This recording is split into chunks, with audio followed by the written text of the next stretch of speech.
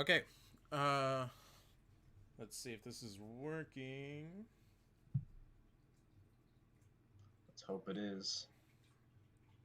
Trying to make sure that the audio is good and everything. Yeah. I want to make sure my ping is good. Yeah, no, Yeah, I mean, do I sound you're laggy? fine, man. You're fine. Um, Okay. All right. I think we're fine. Yo, what's Okay. up, Aaron? What's up, Fummy? How Hey, you doing? everyone. Um, It is useless. Happy Revenge of the It Sith is Day, useless to resist. y'all. like I said.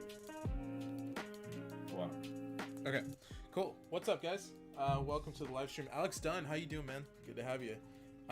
So I'd like to introduce Ryan Golden, everybody. He is a storyboard Yes. artist and the voice of Darth Vader for Shadows of the Empire. yes.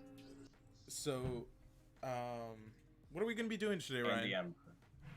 Well, we're gonna be doing some art and having a chat. Nice sit down before dinner, and we're gonna celebrate Revenge of the Sith together, because that's a good movie, and it's that day, May 19th, and it's gonna be fun. It's gonna be great. Heck yeah, dude. All right, Yeah, let's get started. So, let me get yeah, started. real chill, easy stream. Dale Erdman, I hope I pronounced that right. How you doing, man? Welcome to the stream. Good to have you. But yeah, let's talk Revenge of the Sith. So Yeah, man. as we all know, Revenge of the Sith came out May 19th, 2005. Yeah, 2005. Yeah, 2005. And how? So I'll start with you, and then I'll move on to myself. But how did you? When was the first time you saw Revenge of the Sith, and what was it like for you? Well, I hadn't seen Revenge of the Sith. I was like 1 years old when it came out. I wasn't even like talking yet. So I didn't see it until after I saw the originals. And when I saw it, I loved it. It wasn't until I rewatched it over and over again that I really understood it, because I was a little kid when I saw it. But you know, it was spectacular. It's a great film. Yeah. And rewatching it now, I just did a May the 4th marathon, uh, and I gotta say, wow, just people hate on the prequels, but Revenge of the Sith, man, at the very least, Revenge of the Sith, it's such a great film.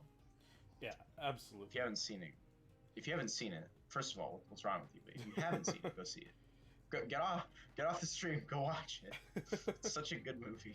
um, so I remember. Well, I barely remember because I was 5 years old at the time. But I saw Revenge of the Yeah. Sith as a 5-year-old in the theaters, and I mean, it's a pretty intense movie for a 5-year-old. I didn't know what I was getting myself into. But as a Star Wars fan for basically my whole life up until that point, my dad really, really wanted to bring me to the theater because we weren't at the time we weren't sure if there would ever be a Star Wars movie again because they were branding it as the last episode of the saga before Disney bought Star Wars, and so I just kind of remember flashes of the movie and just the most important moments, like the final scene with like Obi-Wan bringing Luke to Owen and Beru. I remember seeing the Battle of Coruscant, and certain things that just kind of stuck out in my mind. And I thought that it was a really, really cool movie as a kid. Then, as I got a little bit older, I kind of realized, that it as a movie, and as like I guess a Star Wars movie, it isn't um, the best one out there. Um, but at the same Yeah. time, I've started, over the years, actually, within the last like year or so, um,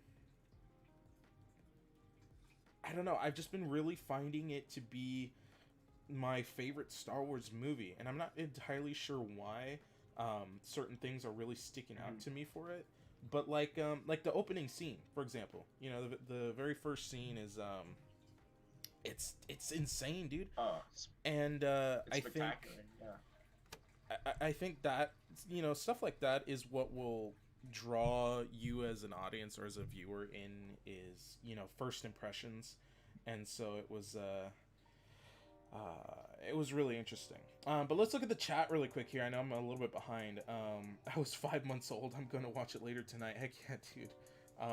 I think I was already married at the time Revenge of the Sith came out. My kids might have been too young to remember. I was 7 when Star Wars came out. Okay, so we got a little bit of a veteran here. Yeah, that's interesting, man. To see, you know, where people are at in terms of where they were when this came out. And I think Revenge of the Sith is definitely one of those where it has aged almost like a fine wine. Where as the years go by, people start realizing how underrated it essentially is.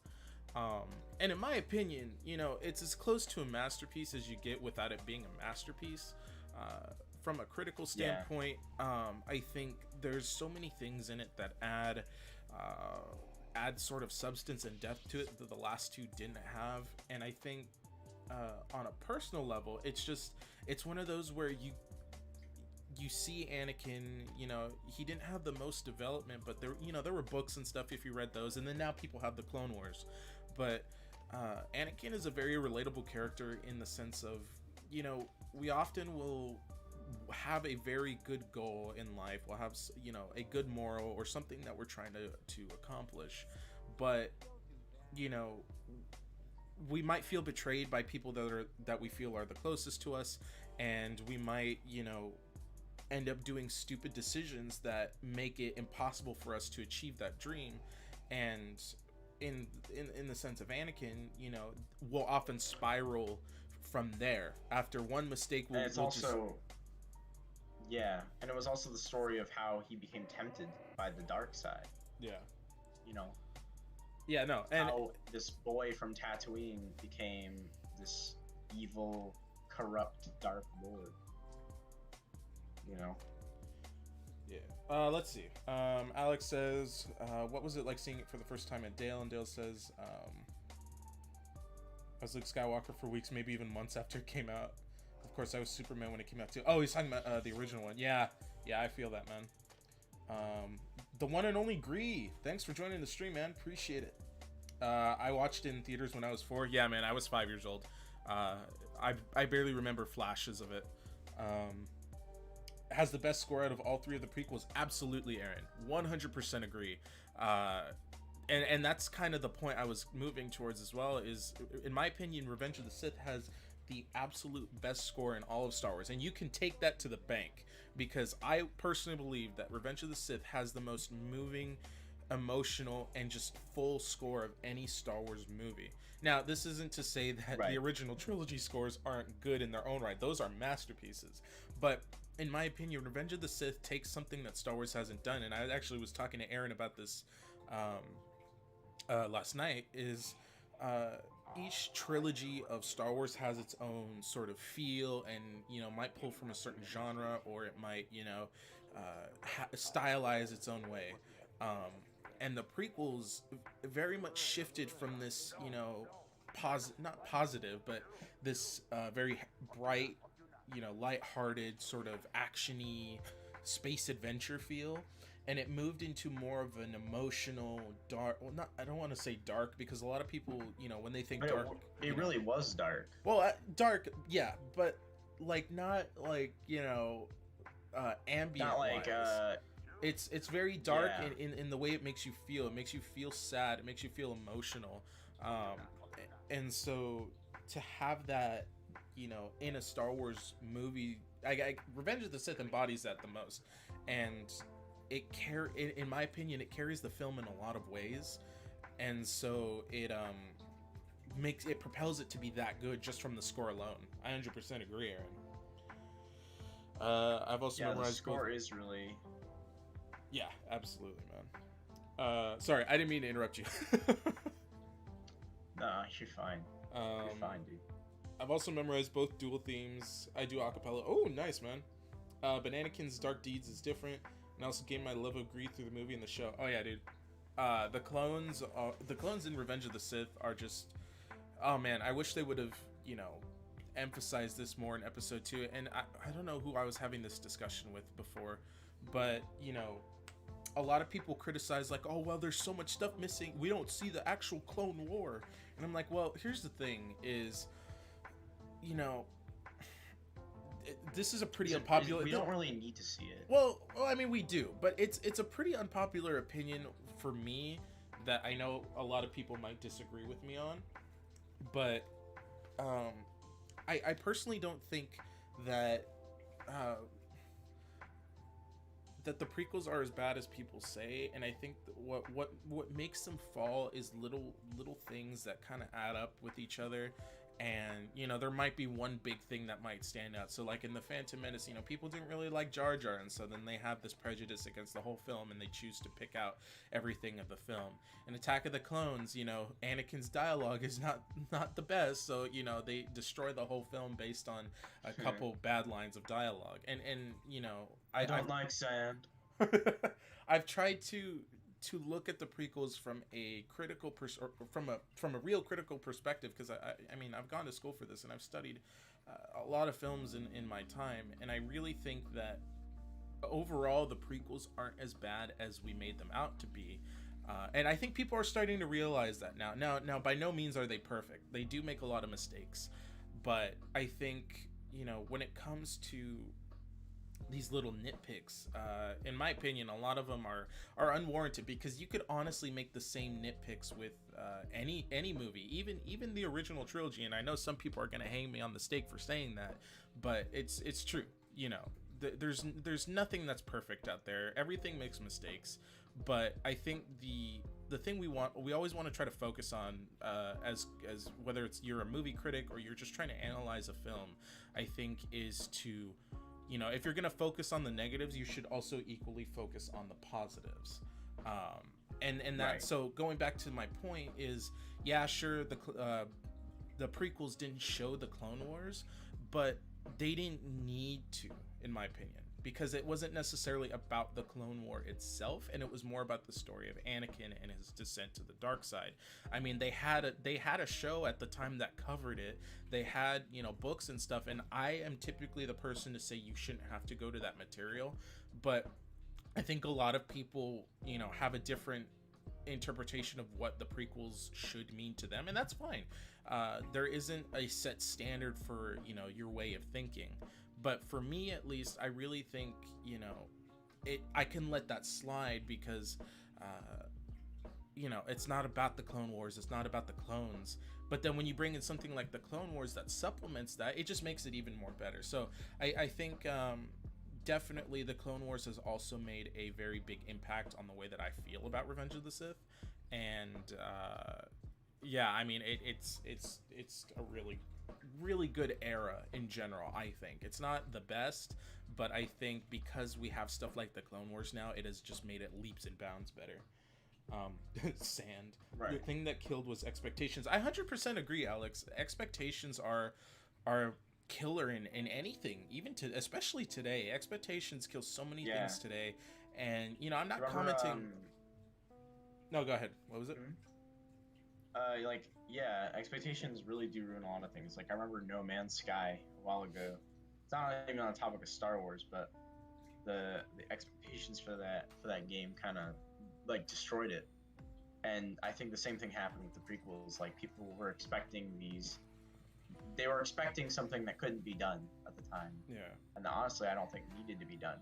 They were expecting more than what George wanted to tell, and they expected too much. I don't like to say that, because they're like, but the Clone Wars, and for example, I can understand wanting that in the film. I kind of I would have loved to see it too. And I hope that now that the Clone Wars has the resurgence, I hope that they do something with it. If you get what I'm hinting at, in the Clone Wars movie. But well, and I think I mean, there's not really much I could say on that, because I've already stressed that enough. But I think you know, what you're saying too is 100% right. And I think, you know, in the case of like No Man's Sky, for example, you know, it also is on the part of the creatives, because, you know, for No Man's Sky, for example, they had hyped it up to a certain level that, you know, kind of warrants some of the expectations it had. And I think the same thing goes for the prequel trilogy too, is I think people were expecting, well, I'm not sure what people were expecting, but they were expecting something very different than what we got at first. And I mean, it's very apparent. And the thing is, though, even with the Phantom Menace, none of those 3 movies flopped in the box office. And the only one that, you know, had a really, really bad score was Attack of the Clones. But even then, all 3 of those movies were financially successful. So it meant that people were still going to watch them however they felt. So there was something worth talking about from watching these movies. And I think, you know, if you look at Revenge of the Sith, I think people kind of knew that, like, hey, this is getting better from the last, and, you know, Revenge of the Sith might actually be pretty good. You know, and so that's how I think about everybody wanted that, to see. Yeah, I get that. Never And, you know, having- everybody wanted to see Darth Vader come back too yeah. in the films. Let's see. I didn't even know about the hate the prequel trilogy is getting. I was oblivious. I've loved every movie since it came out. It's about the story and what I want to see. Story told, not what I want to. Yeah, absolutely. And I've had people tell me, like, you know, oh, well, even the original trilogy, you know, had that hate. I'm like, well, no, but, you know, even the prequels, the prequel hate was very, you know, in its own bubble, and the loves for the prequels was also in its own bubble. And I think the only reason why the original trilogy is regarded in the way that it was now was also because, you know, the critics also, you know, agreed with how good it was at the time.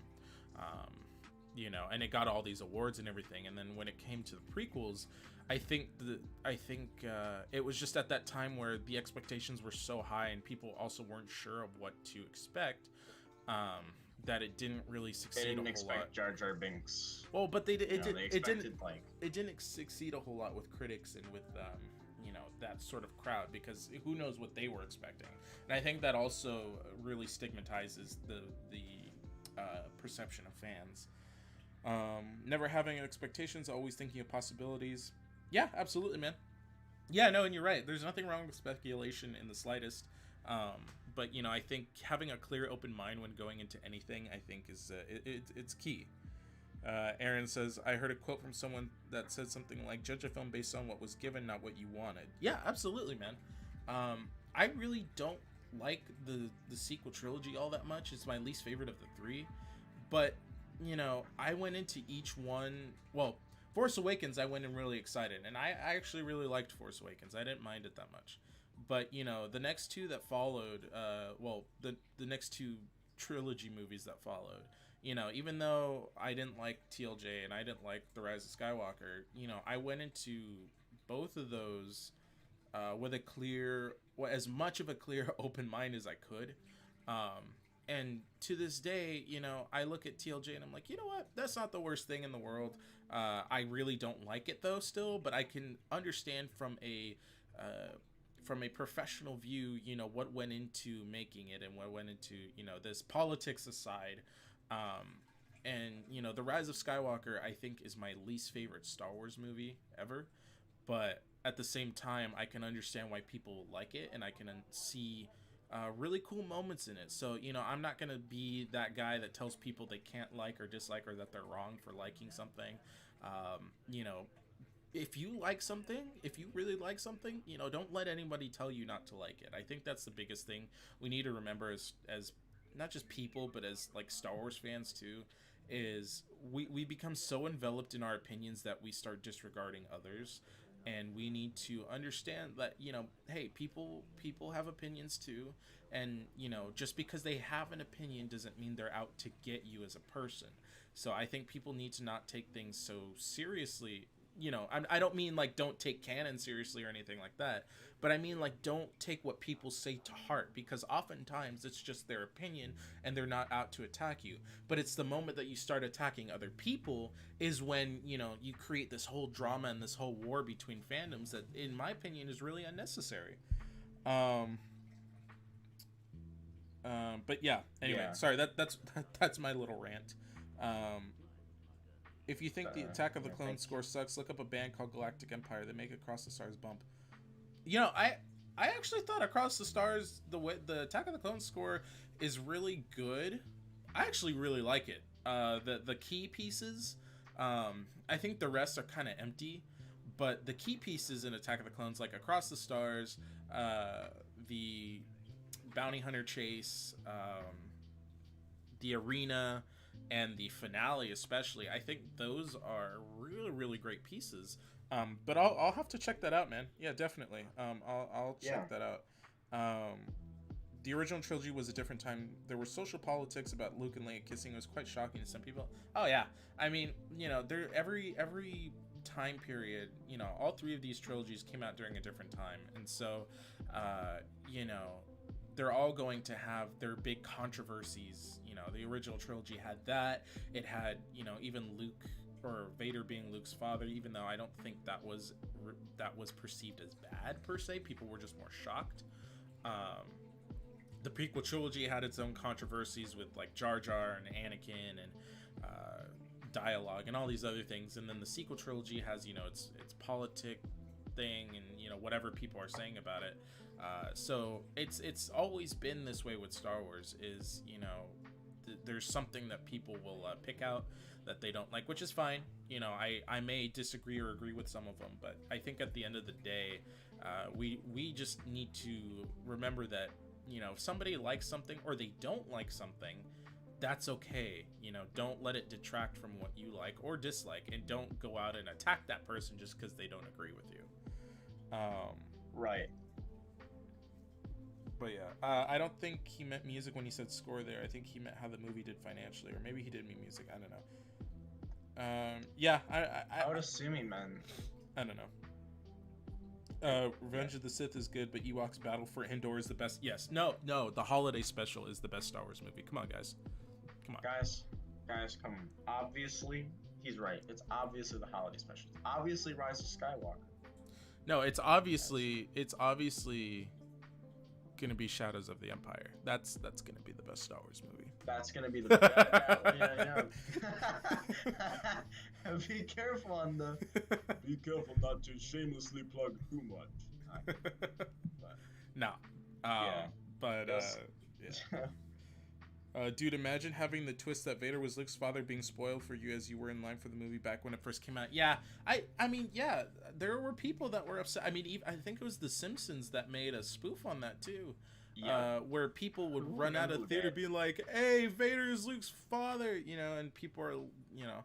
So yeah, definitely, I think there definitely was that sort of hate for, you know, stuff like that, or people that got mad and all these other things. But I think with the accessibility of the internet and, you know, things like Twitter, you know, it's gotten to a level that's just extremely toxic now, and people have such ease of access to harass people, essentially, that's what fuels them. Is because back in those days, even in the days of the prequels, you know, people, you know, would say whatever, and they would just kind of forget about it because there's no social media or anything to constantly post on Twitter why you hate it or why you like it or whatever, you know, or why somebody's wrong.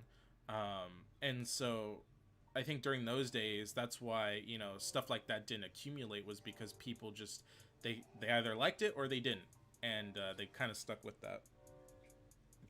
Reminds me about the Harry Potter fiasco. Oh yeah. Oh yeah. Does anybody else remember the whole Harry Potter thing? Oh man. They would always. That was so fun.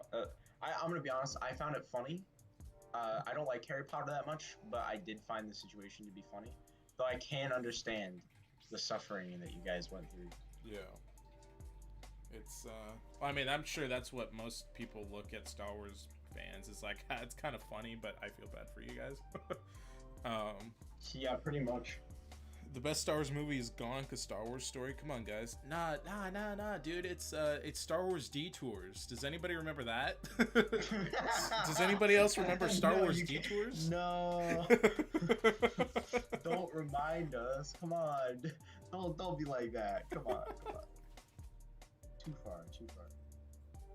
We can't, you know, you could say holiday special. You cannot remind me of Star Wars Detours. That gave me like a panic attack when I saw Bobby the trailer Billy, back thanks for. in- Oh, my bad, man. My bad. I didn't. Oh no, you're fine. Bobby Billy, thanks for joining the stream, man. Appreciate it. But yeah, sorry, I didn't mean to interrupt you. You can continue. It gave me like a mini stroke. Hate it. I'm glad they can't. It's one of those things where I'm like, I'm glad that it's gone. Yeah. Yeah, You guys I remember Star Wars Resistance. you know, okay, here's the thing. Hold on, let me read the comments real quick. Internet historian sure made it out of meme. Oh yeah. Yeah, absolutely. I got the twist of Endgame spoiled for me as I was entering the theater. Oh man, I also do agree with the fact that opinions are kind of inflated now, and everyone forgets that opinions are personal. Absolutely, man. I understand that people get really invested in things, and they really, are passionate about things, and there's nothing wrong with that at all. But it's definitely just this access to social media and these other things, and these things outside of our fandom. So you look at these political issues in the real world and you see how people are reacting to it, and so we end up doing that ourselves, and we start incorporating that into our fandoms, whether it's Star Wars, Marvel, DC, Harry Potter, whatever the heck it is.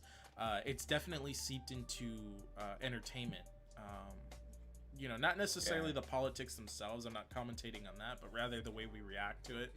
And that it's really apparent, and it sucks that there's not really a way to fix it right now, because we've just been so ingrained as a culture, or as a society more so, to have this outrage, or to forget that people's opinions aren't meant to be hateful, and if anything, reacting to those opinions is hateful in the sense of how you say, like, oh, this person is stupid, or look at this idiot for believing this, or what I mean.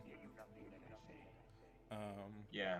But the one and only Gree, yeah. Oh, dude, that sucks, man. I feel bad for you on that. Yeah, that's I hate when people spoil stuff for no reason. The Force Awakens came out, right? 2 days before, I was on Facebook, and I was only 15 at the time, so I was still fairly innocent when it came to that. But I remember going through Facebook. It was for a news article. It wasn't even Star Wars related. And some dude posted in the comments, he posted a picture saying, Luke Skywalker doesn't say a word in the movie. Han Solo is Kylo Ren's father, and then Kylo Ren kills Han Solo. And I was like, wait, what? That's not real. And then as I started watching the movie in theaters, I was kind of pissed. But that I got it spoiled. But it is what it is. That's not true. That's the only Star Wars thing I've ever had spoiled for me. Well, besides The Rise of Skywalker. The Rise of Skywalker, I saw the leaks way before, and I was like, this sounds just crazy enough to be true, Yeah, when I first read the leaks, I was like, honestly, I wouldn't be surprised if that's actually the movie. And then I was like, oh, look at that. Why am I not surprised? That's the actual movie. Bravo, Disney. Bravo. Yeah. Honestly, no joke, I found Detours funny, but it's like a dumb, well, it's not even, I wouldn't even call it slapstick comedy. It's just, I don't know. I don't know what you would call Star Wars Detours. like a fever dream, maybe? Like a really bad fever dream? It was so weird. Now, I understand they marketed it towards kids, but it's just like, they had so many attempts at adult humor in there that it's like, was this really for kids though? It's pretty much just like it's pretty much just like Robot Chicken, but Robot Chicken does it right but though. For Robot Chicken, but like 13, like rated 13 and up, instead of being on the late night show or whatever. Yeah. Alex, Alex Dunn wants to know how long you've been drawing for. Since the stream started. No. Like how long have you been drawing, like in your life? Oh, probably since I was like 4 or 5, maybe even 6 years old. It's been a while. It's been a wild ride. I used to draw, stick figures. I remember I used to draw Vader, kind of like I would do, you know, that, and then that would be my Vader.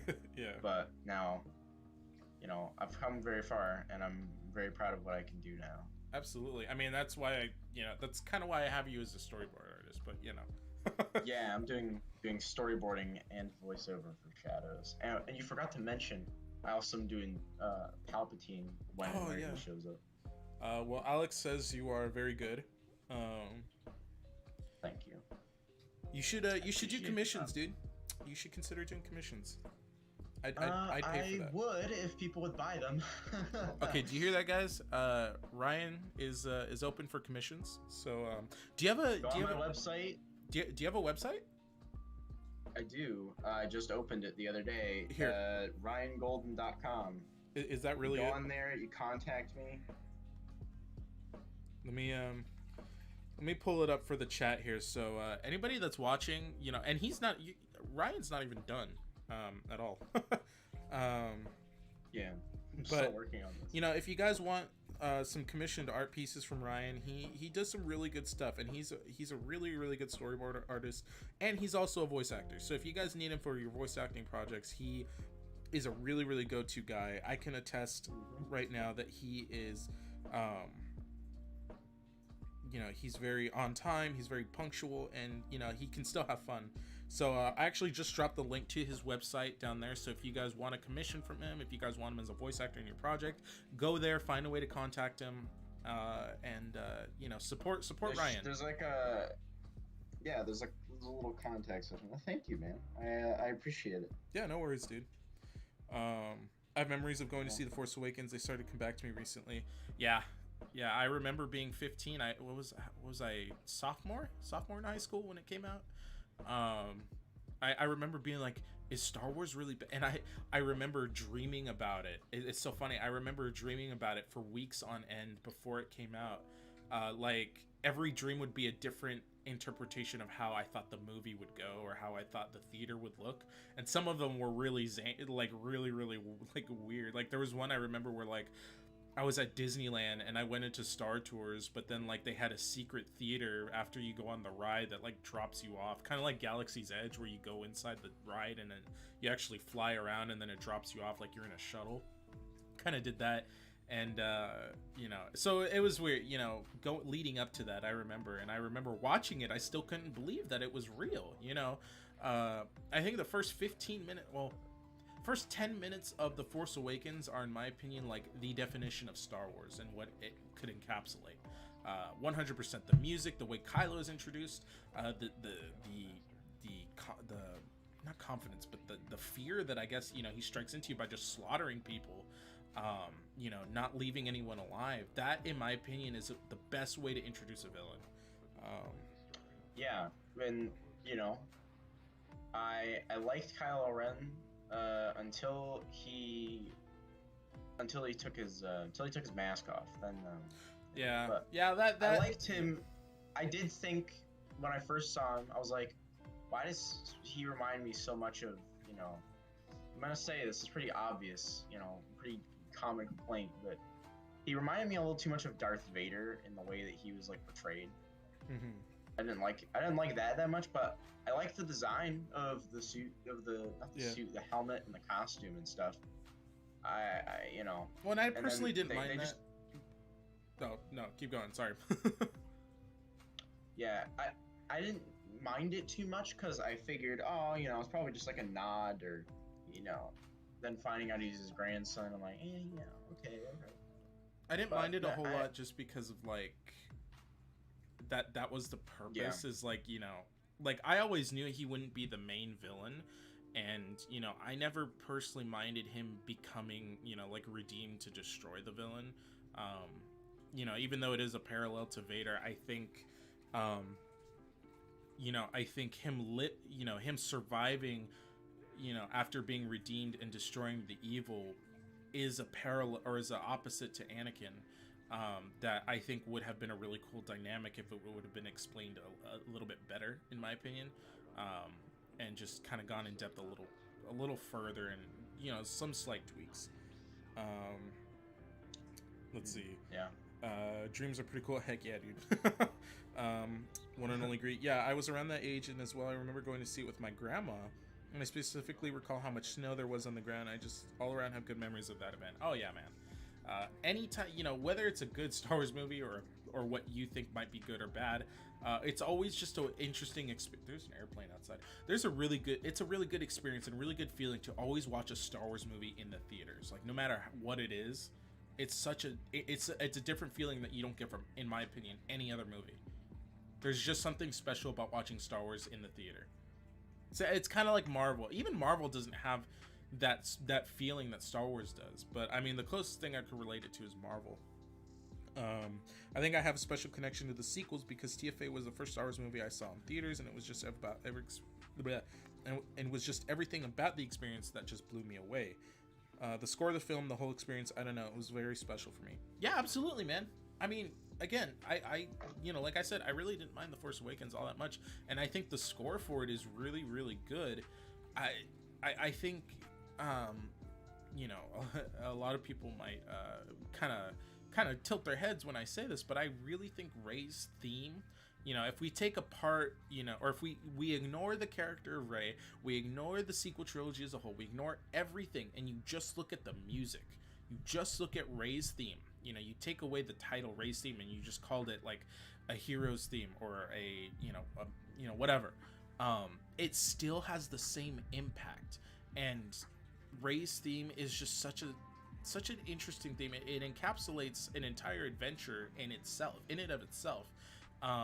You could listen to that song and it, in my opinion, tells an entire story from beginning to end, from the call to the adventure to the middle to the exposition to the end.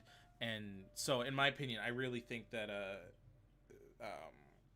that it's one of the best themes in all of Star Wars. That's just my personal opinion. Taking everything else not into account. Yeah, Rey's theme hits different, not gonna lie. Yeah, man. Whatever you feel about the sequel trilogy, however you feel about Rey as a character and anything like that, Rey's theme just is different and it hits people differently. And I think if you detach it from any, like I said, you can attach it to the sequel trilogy, or if you don't, you can still detach it from the sequel trilogy and you can, think of this own adventure on your own by listening to it. It just, I've said this before, but for the too long didn't listen, version of it, it just, the theme screams adventure. And that's the best way I could describe it. It's just adventure. It's the story of an adventure. Yeah, and it's a good theme. It's just a shame that the character that has it is. The one and only Gree wants you to teach him your graphic art ways. He needs to draw Vader. I cannot show you the ways of the dark side yet. No, but I've thought about doing classes. I'm not good enough to do classes yet. My artwork is still very inconsistent in the quality of it, and the way that I do it is, I don't know. It's very amateur. But I don't know. Maybe in the future I'll look into it a bit more, and maybe I'll do classes when I have a bit more time and a bit more money and more experience. Because that's really all that it is. It's just time and experience and a little bit of money because you have to get. Yeah. Let's see. And it grows. Aaron says, and it grows so much and matures throughout the trilogy. Williams describes her theme a merely childlike in TFA, and when it gets to TRS, she's a grown woman, and her theme captures that. Yeah, absolutely. John Williams makes everything good that he touches. There hasn't been a bad score by John Williams, in my opinion. Like, he hasn't done a score that is garbage. Yeah, I think that controversial opinion.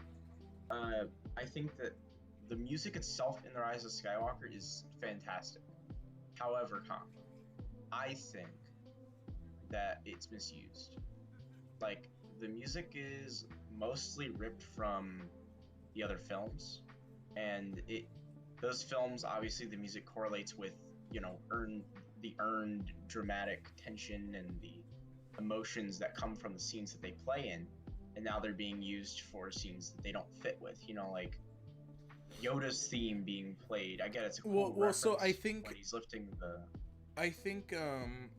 Actually that's a good point. And I think the reason for that is because I am a firm believer that they changed the movie very much through the latter part of production. Something about the movie screams to me that they changed a lot about it, and I really think John Williams didn't have a whole lot of time to adjust, and so he did what much like Ron Howard didn't have a whole lot of time to fix Solo, but in my opinion he did the best he could, and he actually made a solid film in my opinion, from what he was able to work with. One and only here. Let me post it just one more time on here for anybody. Check out Ryan's website, guys. If you want a commission from him, if you want to, get him on your voice acting, or on your projects that require voice actors, definitely I'm always, hit him up. And I'm willing to work with you if you don't have a great, I'm always willing to work even if you don't have a lot of money. I'm willing to work with you, and not work with you on the project, but I'm willing to talk it out and see if we can come to some kind of. I'm willing to talk it out, and so if you want something done, I can do it. Yeah. Absolutely. Once again, guys, just make sure you go check out Ryan's website. Maybe support him if you're interested.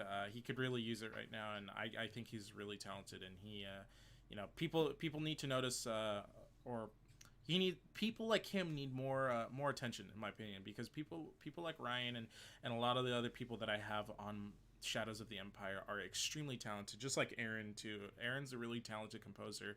And for the most part, a lot of them are really unknown. So that's all, moving into the topic of Shadows of the Empire a little bit. Not only is the purpose of it to tell the story that I want to tell and for me, but I really want people to see everybody's talents that's working on this. So whether that helps them get into where they want to go, or it might, give them something to put on their portfolio. That's the other purpose of Shadows, is I really, really want all these talent to be recognized, because at the end of the day, all these people are almost like masters at what they do for the experience that they've had. For the limited experience that most of you guys have had, you guys just blow a lot of people out of the water. And I think, even though we're all specialized in one particular thing, we all make a really, really great team if we all, do it together. And I think it'll make something really, really special. Yeah, Shadows is gonna be great. And once it comes out, I'm genuinely gonna. I would love to have a time where we can just all sit down together and watch it and enjoy it together. Yeah. Because we all worked on this, and I think everybody should experience it. My brain is kind of having like a weird moment where I don't know why I'm talking about what I'm talking about, but just, No, you're good. Yeah, I have moments like that sometimes. Where is this? I need to... One and Only Grease says he'll definitely support you once he gets a job. Thanks guys for that. Supporting your tiny content creators is very helpful. If you haven't already, be sure you subscribe to the channel if you enjoy what we're doing here, and you guys are having a great time. And that's the whole point of most of this, is to give you guys a great time. Yeah. Oh, you know what I just realized? What's up? Vader's helmet in Revenge of the Sith isn't two-toned like it is in the originals. Huh. So I've just been painting this two-tone scheme here for nothing. You know what? I'll keep going with it. Just keep going. Just keep doing it. Let's see how it turns out. I've put enough into this. see how it turns out in the time we have here. Let's see. He says, yeah, I took a graphic design class in high school and I got a lot of experience, but I could always get more. Yeah, man, absolutely, and that's cool too. I wish I could have taken graphic design. I am not the painter, drawer, sketcher, designer in any way, shape, or form of the word. I just do not. I do not possess the ability to draw geometric shapes and make things look good. I just, and I know a lot of people say, oh, well, everybody has that skill, but you just need to refine it. And I'm like, no, I don't. There's just some things I do not, I cannot do. Don't Yeah. get yourself destroyed as Obi-Wan did. I am completely screwing this up. I just like this color. But yeah, There's no escape. back in like elementary, some of my best experiences were of drawing, like doodling around in class and having the teacher be like, "Get back to work, Ryan. Stop drawing all over your math homework." But it's it's unfortunate, but really are some people who just can't. But that's okay, because if you can't do one thing, you can do another. And that's what I like to say to people. Like, if you can't do one thing, you can do another. If because I like to think of like a bounce thing, like a what are they called? What's the thing where you put like I don't know, those like balancers or whatever they're called. I don't know. Do you know what I'm thinking of? Yeah.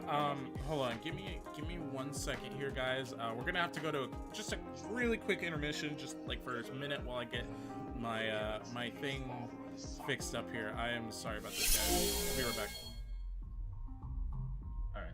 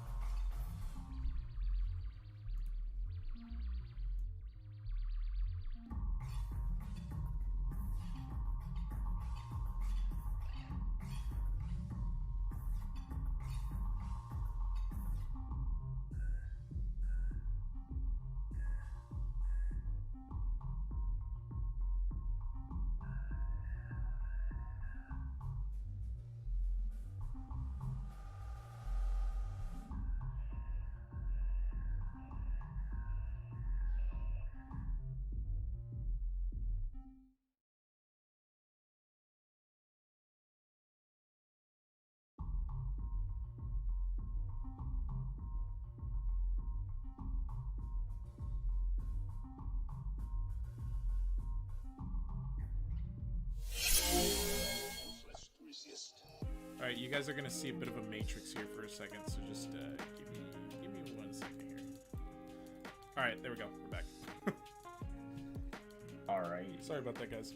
Don't let yourself Streamlabs is giving me a bit of a problem right now. So I'm sorry. Wait, actually, did I unmute myself? There's no I should escape. probably check that. I did. Okay. Don't make me destroy you. And the music is still too loud. Oy. Ay. Okay, there we go. All right, now we can continue. Sorry about that, guys. You got to see a little bit of our, little bit of the behind the scenes. Behind the scenes of how we really interact with each other. Make weird quips at each other all the time. All right, guys. Anyway, so what were we talking about? I don't remember. Your guess is as good as mine. I think we were talking about like, Bro, what? I don't know. I don't. Just the motorcycles outside. Crazy. But yeah, how's your guys' day going? What are you guys up to today? I see that you guys are watching, but you ain't talking. What are you guys doing right now? What you guys doing? Hope you guys are all doing well during this quarantine time. I know everything's kind of reopening. But yeah, what are you guys up to today? What do you guys have going on this week? I know. So what'd you think of the Clone Wars finale? Ooh, I really liked it. I really liked it. The only thing though is I thought for a finale it was too short. I think it was wasn't it the shortest of the 4 Siege of Mandalore episodes, if I'm not mistaken? Like, it was only like 23 minutes. So I don't remember. I felt like it was too short for me. It was good, you know. It wasn't bad, but I just felt like it felt like it leaves something open for more. And in my opinion, I really feel like Dave Filoni and the Lucasfilm animation team had a lot more planned for this. I mean, it was supposed to be a full season. I mean, we were supposed to have like 2 more full seasons. So I really think, you know, they had something planned for, you know, what comes after Order 66.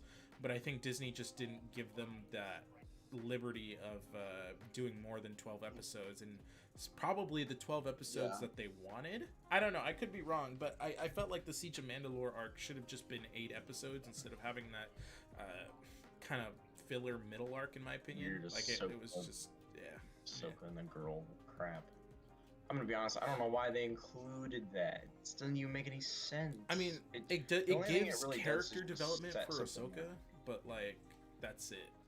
That's it. It does, and it's not a whole lot either. Like, we could have had that differently. Well, exactly. You know, you could have had that in the Siege. Like, imagine if they had that same arc, but it was, you know, 2 episodes long, and it was on Mandalore with 2 Mandalorian citizens. You know what I mean? Like it would have just made so much more sense, and it would have kept the stakes high for 8 episodes, and would have built up the end, in my opinion, a little bit more. Yeah.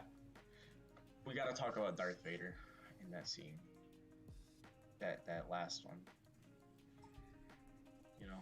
Yeah. I gotta say. But yeah, Darth Vader in the Clone Wars was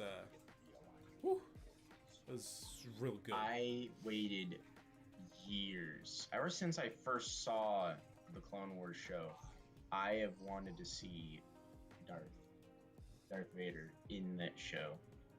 And I'm not dissatisfied. The only thing is, I wish we could have seen more of him. I know it's not his show. It's not about Darth Vader. It's about the Clone War overall. But it would have been nice to get to see more of him. Yeah. I mean, I saw the Clone Wars movie when it came out, 2008. I forget the month. I think it was August. It was around my birthday, actually. I think I was like 8, just about to turn 9. I remember going in there, I had a clone trooper helmet and everything, back when you could wear masks and stuff at the movies. Oh man, to think that there was a time when you could do that, that's crazy. But anyway, I remember going in there watching it, and it was so fun as a kid, and I think I related to Ahsoka a lot, because, you know, Ahsoka is this kid that's coming in, and, you know, as she progresses through the Clone Wars, you know, the show grew up with me in my particular age group. And I think that's why it became so impactful for me, was not only the show, but also Ahsoka, I guess, matured with the audience and the people that it was trying to get to relate to. And so that's why, you know, I thought it was really special. So then, you know, I had always waited since I was a kid. I'm like, are they ever going to show Darth Vader? You know, are they going to build it up and show Darth Vader in the style? Because it would be really, really cool. And then when they showed a tease of it in the Mortis arc, when Anakin has his vision of the future before he has his mind erased of it, you know, we kind of got a sneak peek of what it could look like. And it was like, you know, like, oof, you know. And then so seeing it in this finale, like, dude, oof. He looks so... Yeah, the one and only Gree sums it up perfectly. He looked fresh. My boy looked fresh. And I really... Even fresher than Rebels. Oh, 100% fresher than Rebels. And I like how, you know, he ignites the blue saber. Dude, you're hitting me in the feels. I feel the same way. Heck yeah, dude. You know... when he turns on the saber for Ahsoka and it has that shot of behind him with the blue saber, it looks like a nod, especially with the snow, but it looks like a nod to the original Ralph McQuarrie design of Darth Vader, because he used to have a blue lightsaber and he had that sort of you know, taller, not taller, but you know, that little bit of a different face that was more reminiscent of A New Hope. So yeah, that's what it reminded me of, and then also just, you know, Darth Vader in the Clone Wars style, you know. Also, seeing the stormtroopers in that style was really, really cool too. I really did not like Makes the you way think. I really did not like the way they did the stormtroopers in Rebels. Their designs are so weird, and I really, really think Yeah. that they should have just made Rebels in the Clone Wars style. It would have been. It just looks 10 times better, because I know a lot of people really like Rebels. Maybe they should have just not made Rebels, and then Well, I mean, well, they could Rebels have had isn't. the Rebels arcs that continued Clone Wars in like another Yeah. season of Clone Wars. Well, then it wouldn't be Clone Wars know what I anymore. mean? It wouldn't be Clone Wars anymore. So to that extent, I understand it. But like, I understand a lot of people like Rebels, and I don't particularly mind it as much as the next guy. It has some really, really great stuff in it, but I think the animation style is such a step back from the Clone Wars. And I understand that they wanted to make it more like Ralph McQuarrie's original designs, but it didn't look like that. It didn't translate well onto 3D. Whereas, you know, you could take the Clone Wars style and still model them after that original design. It's not like that original design is limited to sharp polygons, you know? Yeah. I feel that. But yeah.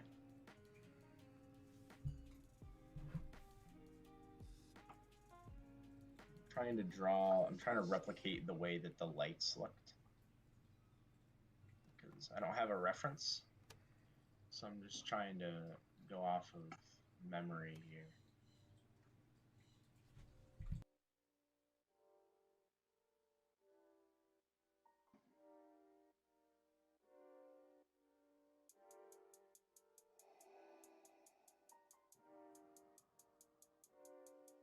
And I can blur it. Since the it really isn't as reflective. There we go. Hope this looks good. Looks alright. Get in contact with you guys. I could have some real conversations. Yeah, man. Hey, we're gonna have a lot of live streams here, and I'm pretty open. You know, you could follow me on Twitter. I don't have it on here, but actually, let me go get it. I'll get both Ryan and my Twitter on here for you guys. Yeah, hit us up. And you know, you can hit us up, message us, you know, tweet to us, and just, you know, like I said, I'm here for you guys. All of this is for you guys to have a fun Star Wars experience, and to just talk about how I feel, and to see how you guys feel about whatever it is that we're talking about. And so you know, I really think that's important when you're a content creator, is not worrying about the politics of things, and not, you know, creating things other than the reason for your fans. And I think a lot of people, not particularly Star Wars YouTubers, but just a lot of YouTubers in general, have kind of lost that vision of, you know, hey, this is for your audience. You know, this is, sure, you can make money off of it, but people have become so enveloped in, I gotta make money for this video, that they forget about their fans, and they forget about the people that really power them as content creators. And I think if you pander more towards the fans, and you don't, you know, worry about this corporate thing behind it, you can really get good audience reception to donate stuff. More so, because, you know, you see these big YouTubers that their audiences just decline because they're so worried about money, and they do more clickbait, and they do all these other things. It's like, you know, you're not what you used to be. You're not the reason why I subscribe to you, you know? Right.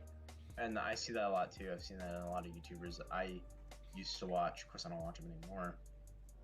But it's kind of sad. But you understand it at the same time. But yeah, I agree. It's really bad now, especially with the whole. Well, and YouTube people itself think is of YouTube just, more as, you know, please don't kill me, YouTube, right now. But YouTube itself is like Please don't. ridiculous. You know, YouTube has Right. just become this corporate entity that only cares about like the top 20 YouTubers, and all other small content creators just get shafted. You know, no one has the opportunity to grow anymore. You know, unless they get lucky or unless they pay for it. But at the end of the day, people that want to start stuff just don't have a chance if they're really trying for it. They can only just depend on luck, and that's the thing I hate about it. I mean, that's the story about entertainment in general, but YouTube used to be a platform where small content creators could grow and become something that they wanted to be, and that was what made YouTube special back in the day. So it's sad to see that that's not the case anymore. Finding out Yeah, the I Ralph agree. McQuarrie stormtroopers had sabers, be like, yeah, dude. Oh, could you imagine if stormtroopers were just all equipped with like a lightsaber or like a you know, what is it? What are the sabers in the Old Republic called? Vibroblades. Like, those swords that have like the cortosis weave so that the lightsabers can't penetrate them. Could you imagine like if all these stormtroopers just had like swords? That'd be so cool. Yeah. Yeah, man, that'd be great.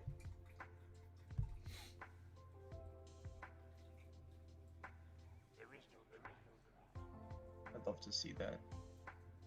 I'd like to see them do Fallen Order, but in the perspective of, the Sith. Maybe not necessarily Darth Vader. Maybe play as like Inquisitors and stuff. Yeah. Because Yeah, that would be dope. One and only agree. Yeah, I really want to launch a YouTube career, and I don't know where to start, but I want to do it because I just want to play games for people and just share my love of Star Wars. The best advice I could give you, dude, is just make stuff. Make stuff and make friends.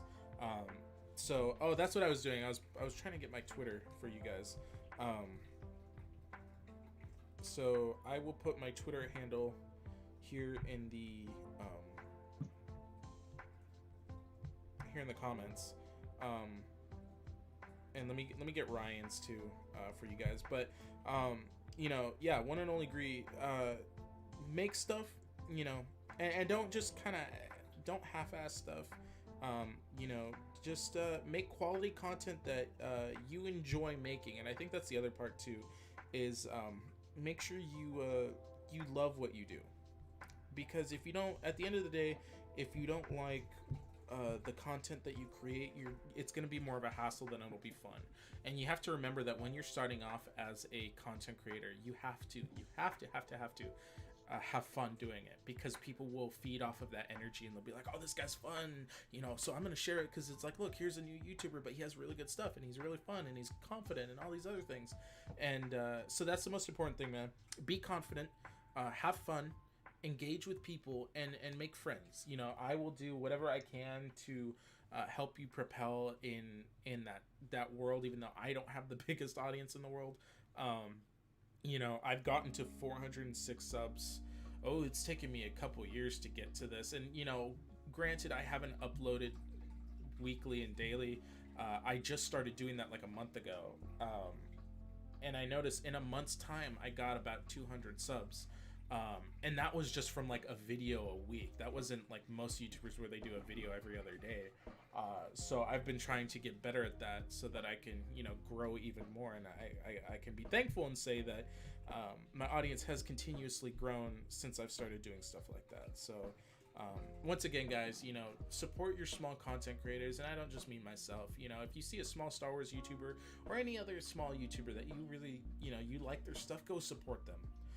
It doesn't take a whole lot of effort, and not only will you find something that you may like, but it really goes a long way. Every single person that supports a small channel goes a very long way in helping us. right. Is this PS? Why it looks so different? PS. Well, first of all, Petrovelli, thanks for joining the stream. Appreciate it. I'm not sure what you mean by PS. PS. Oh, is this Photoshop? What program are you using? Ryan? I'm using a program it's called Krita, spelled Krita. It's free. It's open source. I have Photoshop, but I like this better. It's just simpler. It's easier to use. More intuitive.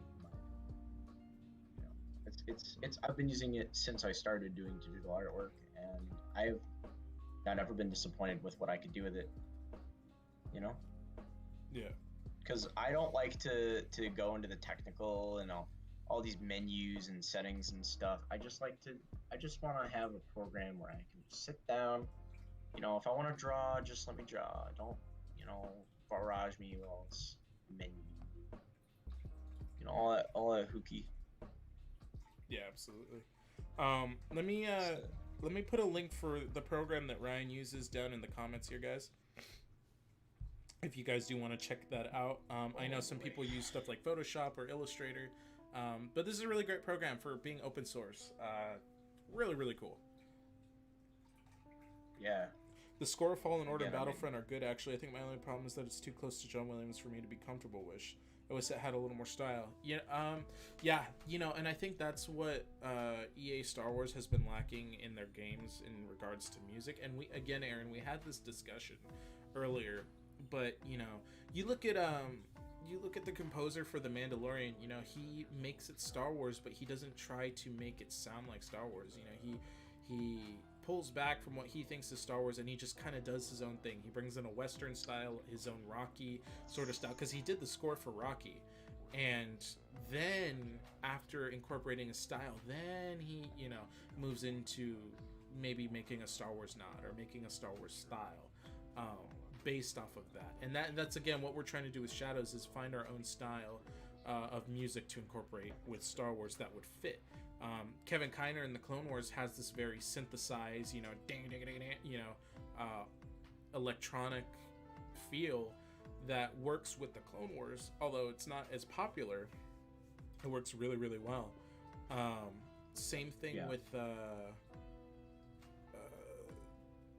original trilogy. It feels like a marching band-y type of music. Not that it's as amateurish, but it's very emphasized with the brass and the timpani and the drums and stuff. And then as we said, the prequels are very string and orchestra heavy, and voices, almost operatic.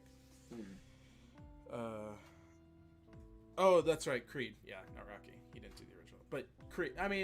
Creed is basically Rocky. Come on. Thanks, pal. I've been using Photoshop for years. Maybe try this one out. Well, yeah, man. Absolutely. Yeah, man, give it a try.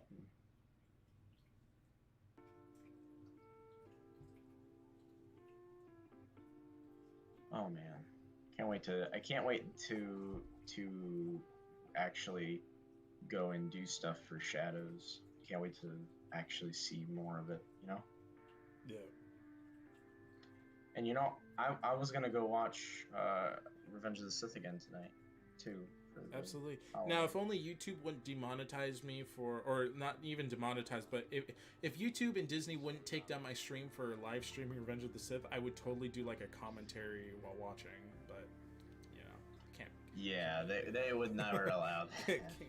I mean, dude, if they took down my video, what's up? They'd be like, "Oh, what's this? You're streaming our content?"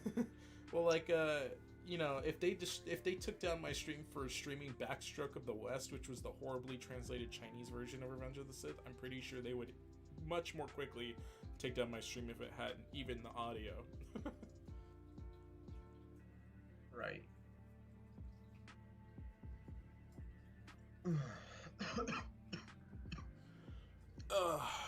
Yeah, Clone Wars had a lot of guitar. Yeah, absolutely. I thought it was great though. I thought for what it was, it added a lot of style to the Clone Wars, and the Clone Wars ended up, incorporating Star Wars themes into it, so you knew it was still Star Wars, but it does its own thing with the music that I think is really, really, really cool. Right. Yeah, Kez, what's up, man? Hey, do you still know me? I don't know you, but I remember you from the stream. How you doing, man? Good to see you. Welcome to the stream. We are currently drawing, Ryan is drawing Darth Vader from Revenge of the Sith, even though we've kind of made our own little tweaks to it, but hey, nothing wrong with that. Yeah. I was making like the actual Revenge of the Sith version, but then I added this two-tone thing, just like the OT movies, and then I'm like, oh wait, that's not in Revenge of the Sith. So now we've got this kind of abomination, but it looks nice. Yeah. I'm working on it. Zam the Assassin from Attack of the Clones had a couple of uses in the guitar. Yes, I know exactly what you're talking about. Where it's like or whatever that it does. Yeah, I know exactly what you're talking about, Aaron. It does it really well, and it fits because it's the the lower level, or not the lower levels, but it's the gritty sort of scummy area of Coruscant. So while it still has the Star Wars music, it could still incorporate these little themes that you see in like scummy bars or nightlife, casino, nightclub type of vibe. You can still get that, and it works because that's where you're at. Right. I think Star Wars doesn't have to be always just about the Empire and all that. I think that it's good to sometimes take a breath for I guess like the nether regions of Star Wars. Yeah. We don't see in the big battle versus Darth Vader and Luke Skywalker and the Rebels and the Empire. But I don't think we should. I think, in my opinion, uncommon opinion, I don't think expanding beyond Return of the Jedi or before Phantom Menace is, it's cool, but I don't think it's necessary to the story that was being told. Well, I mean, it wasn't necessary, but it adds a lot of. Here's the thing, too. And it depends on it adds. It doesn't really add anything to the original trilogy. I mean, in the sense of anybody besides Vader. But it adds a lot to Vader as a character, so that's, in my opinion, why it's important. But I understand what you're saying. It's not like Star Wars wouldn't be good if it didn't have anything after the originals. I 100% agree. But, at the end of the day, I think still a lot of it adds a lot, and it is good storytelling.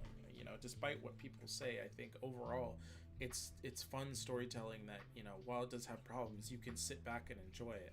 Now, I'm not saying you have to consume everything, but at the same time. Wait, are we talking about I don't know what you're talking about Old Republic and the sequels, right? Well, I'm just talking about even the prequels. Like, you don't need any of that to enjoy the original trilogy. But at the same time, yeah, true, true. Star Wars is only Star Wars what it is now because of all the extra stuff, in my opinion. Star Wars wouldn't have become what it is today without the stuff that was made. So in a sense, Star Wars would still be Star Wars without it, but it wouldn't be where it is now, and it's an arguable point. One and Only Grease says to remind you not to forget the red lenses. Oh, red lenses? On his eyes. I thought it had just black. I think in Revenge of the Sith he had black ones. I don't think he had red ones. Yeah, I'm pretty sure he had black. Okay, wait. Let me look now. Revenge of the Sith. I got red. It was technically only Rogue One that had the red ones. The New Hope. Oh, dude, you are cutting out real them, bad. But it wasn't because of the lens.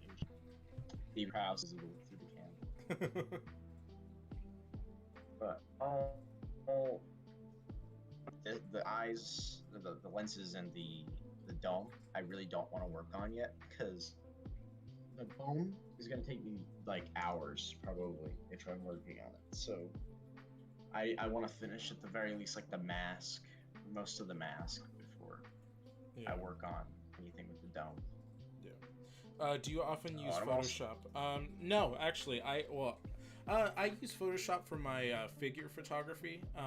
Actually, in the on the graphics there, if you guys go to my Instagram right there, Galactic Arts, I do a lot of Star Wars, or I have started doing Star Wars photography, figure photography. So I do like Black Series, Elite Series. I've done some of the 3.75 inch, and I'll use Photoshop to edit that. But Ryan's actually, what did you say it was called? It was Crit, right?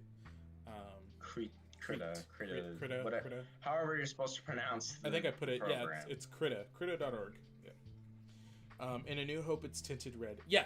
In A New Hope and in the Clone Wars finale, it's red. But in the specific scene that we're drawing, is from Revenge of the Sith, where he's on the little table thing, and he's like, I'm drawing him on the table where he's. I didn't draw the table. I'm just drawing Vader because I was gonna.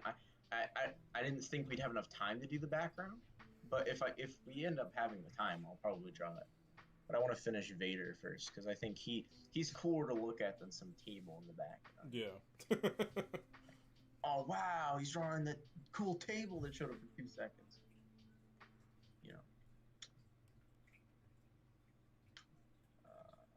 This card. But yeah.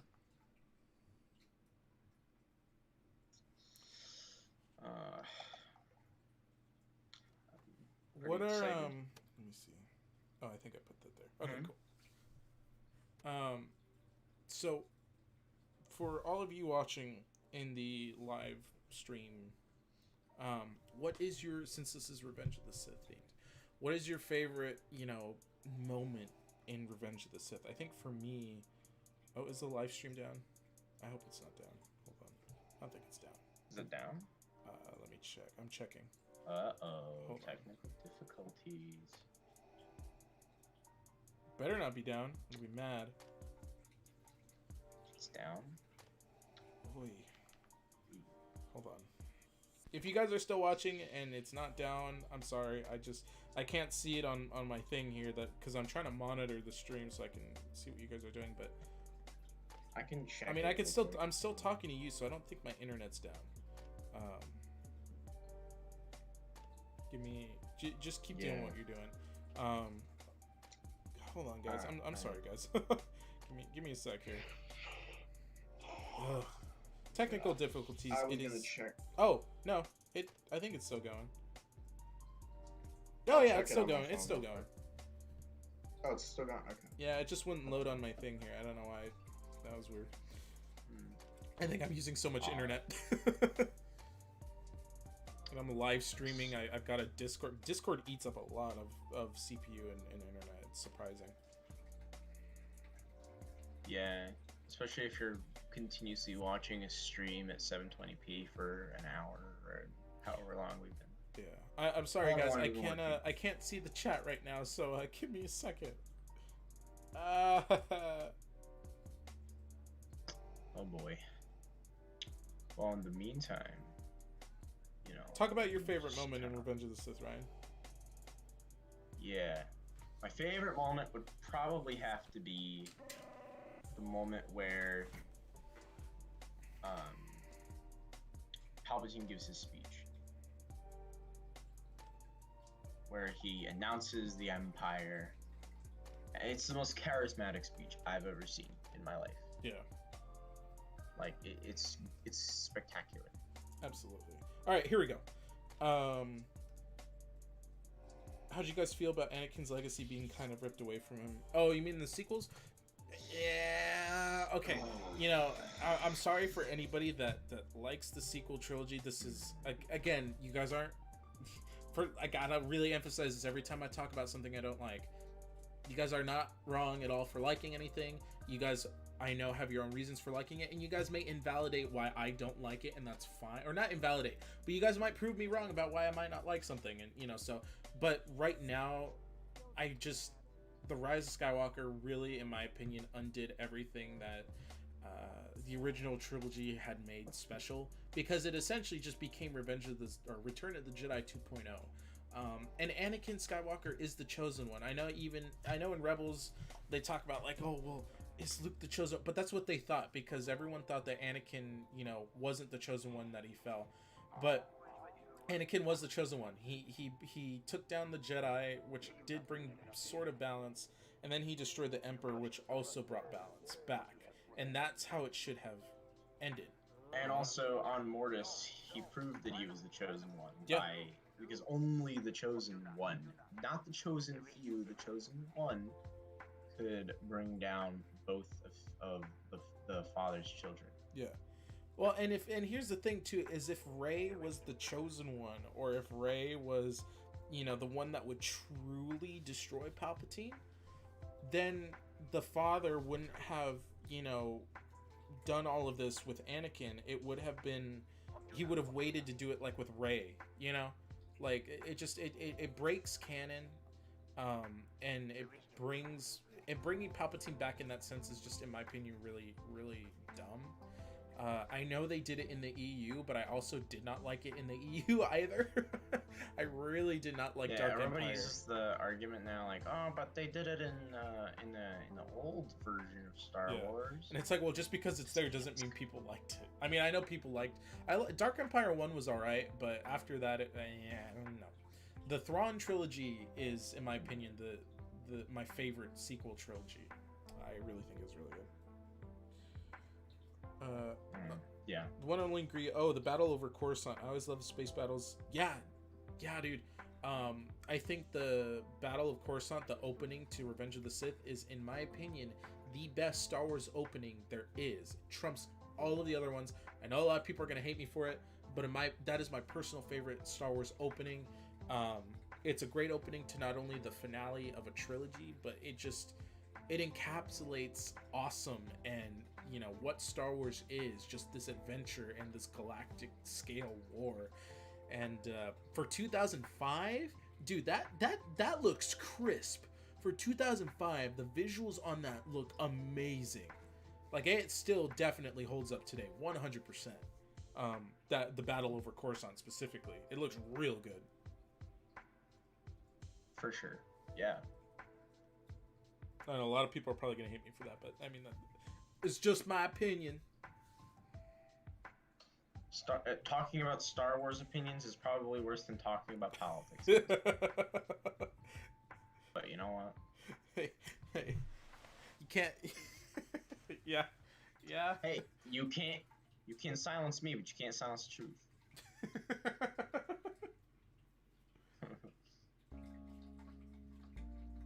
don't know why I'm having such a hard time connecting to this thing. What's wrong with this time? I just can't see the stream. Everything keeps getting disconnected. Oh, yikes.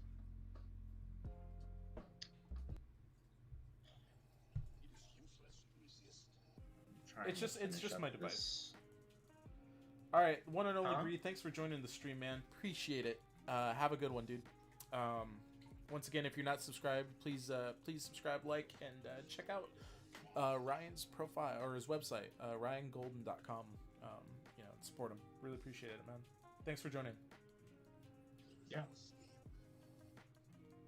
I'd recommend watching everything great about The Rise of Skywalker just to see if there's anything that changes your mind. Oh yeah, definitely.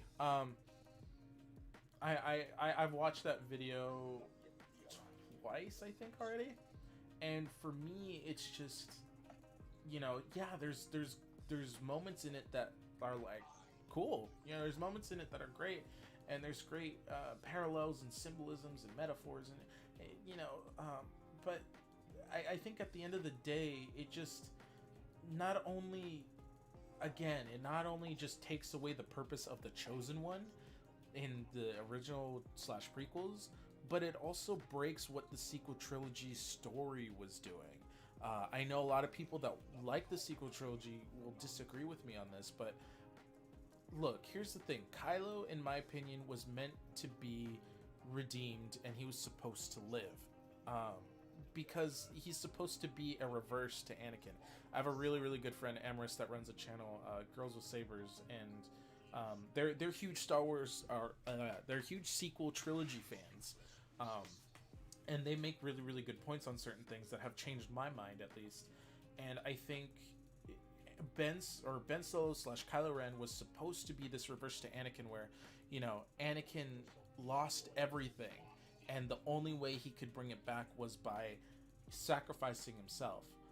But I would have liked to see the reverse of that with his grandson, where it's, you know, him atoning through his sins by surviving and having to live with that guilt and not just dying and all these other things. And I think, you know, that was established in The Force Awakens, that, you know, he's trying to be Darth Vader, but he can never be Darth Vader. And that, in my opinion, is an interesting character concept that could have been done really well if they would have kept consistent with that in The Rise of Skywalker. Rise of Skywalker also should have been 3 hours long. It shouldn't have just been limited to what it was. And I hate this other thing where people are like, movies have to be this length long. Like, dude, if a movie needs to be 4 hours, make it 4 hours, you know? Really quick before I continue, Yaquez, thanks for joining the stream, man. Really appreciate it. Hope to see you again soon, man. Have a good night. Same thing, one and only Greed. I don't know if I said bye to you already, but thanks for joining the stream, man. Really appreciate it. But you know, I had this conversation with someone before. Is, you know, like, you look at the Lord of the Rings extended editions. Each one is like 4.5 to 5 hours long, and yet it makes the movies better. It's not a chore to watch it. You know what I mean? And so I think that should have been the case with The Rise of Skywalker. It should not have been afraid to be 3 hours or even more. It really needed to, in my opinion, and the story of it just not only ruins the original trilogy, but it ruins the sequels of what it could have been. But that's just how I see it. I could totally be wrong, and I see why people like it as well, and I'm not saying people are wrong for liking it either. But, you know, again, I personally don't like it, but I can see why people like it. I'm not going to tell someone they're wrong for liking it either, you know. But, yeah, I don't know. That's just my opinion. Yeah. I gotta say, I'm pretty proud of this mask. Pretty proud of it. Yeah. Other than the neck, I'm proud of it so far. But you guys don't realize, but drawing it is exhausting to do. It takes a lot out of you to get one of these cool pictures done. But yeah,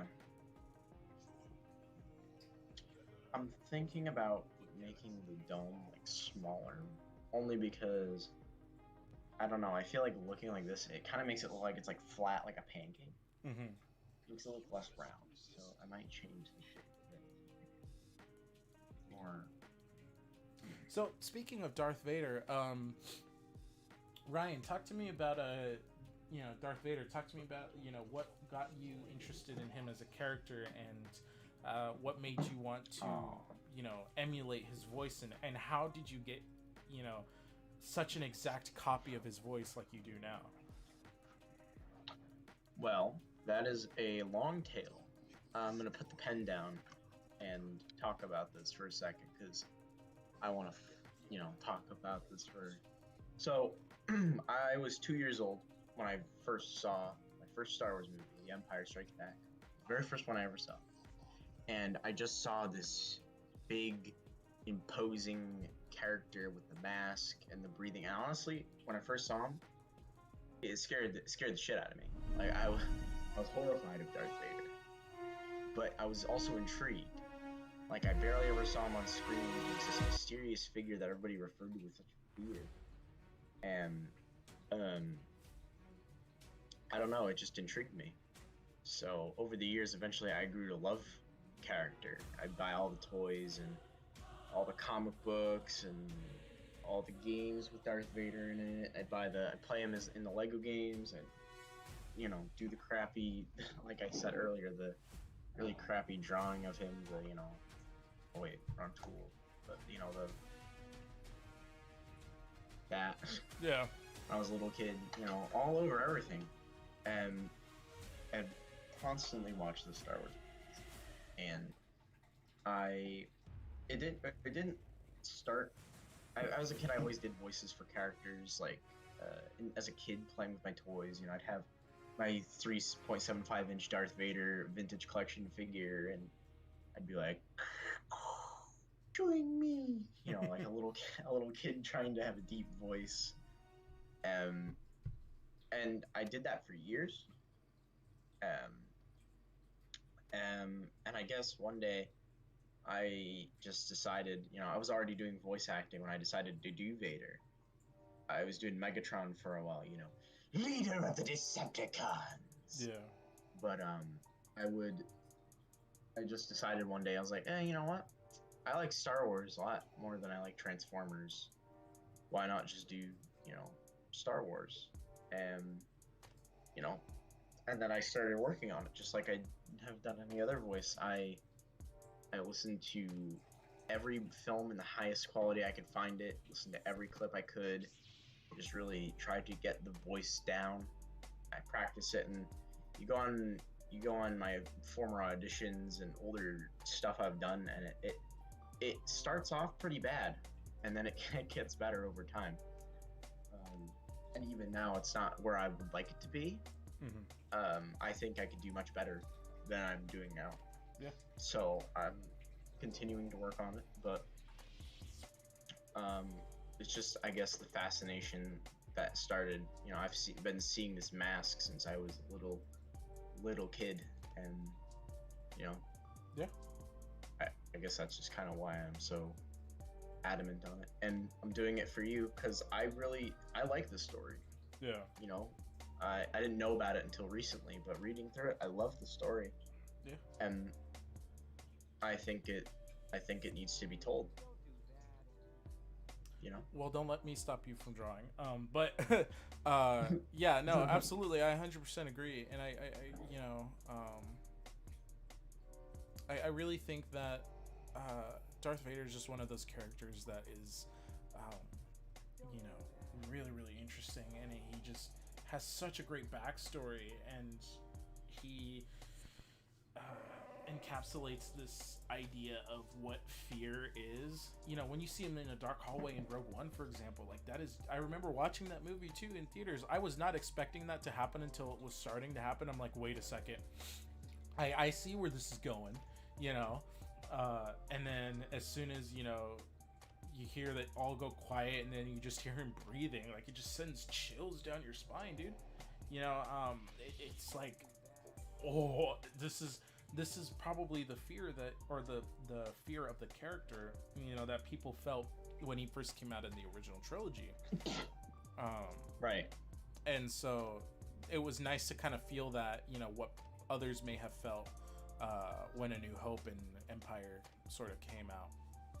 Yeah, especially Empire with all of the dark scenes of Vader, like torturing people, and he's also like, the thing is with Darth Vader is he's a lot like the Mandalorian in the way that you can see his emotions without seeing his face. Seeing him. You see it in his body language. I mean, in Empire, you see how he kind of, he's trying to bring Luke to the dark side, but you can see that he's also doing it because he doesn't want to lose Luke to the Emperor. He doesn't want, basically, at the time he knows, or at the time that he thinks, his only child to die, or to have to kill his only child. He wants to rule the galaxy with his son. Yeah. The other thing is that what makes him so terrifying, and what makes him so oddly expressive, despite his lack of expression, is just how calm he is about everything, and how sarcastic he can be. Yeah. How cheesy he can be, when he chokes the guy in Empire Strikes Back for failing, and he's just so nonchalant. He's just, apology accepted, Captain Nita. Yeah. It's so casual. It's just any other day for him. And, I think that's really what makes him terrifying, Maul might be flashy, Dooku might be, fancy and exquisite, but Vader, he's just so calm and ruthless. Yeah. Like, nothing phases him, and I think that's what's really scary about him. Is that nothing really gets to him. And when he does finally snap, you're dead. Yeah. There's no saving you. Yeah, it takes a lot for him to take himself into the action. He typically will be like, all right, you go do this, you go do that. You guys can eventually handle it. But for him to go and handle something directly is, you don't want to be in that position. I'll just say that. Hope you don't want to be in the position where you have Darth Vader staring you down, being like, because that's when you've messed up something really bad. To the point where Darth Vader has to come and be like in troubleshoot. And the thing is, all he really has to do is show up, and the problem will be resolved because people fear him so like they fear him so much in the galaxy. He's just even after his death, people were like, "Don't talk about him. You can't talk. You can't say his name. You can't mention the Empire. You can't talk about," because they feared he would come back. Yeah. They feared that he wasn't really gone because of how powerful he was and just how evil and sick he was. Hope Michael Giacchino, aka the most legendary Q to ever exist. Yes, 100%, dude. That yeah. Rogue One, in my opinion, is the best Disney Star Wars film. Don't disagree with you there. It's really good. I really love the film a lot. It's a really great film.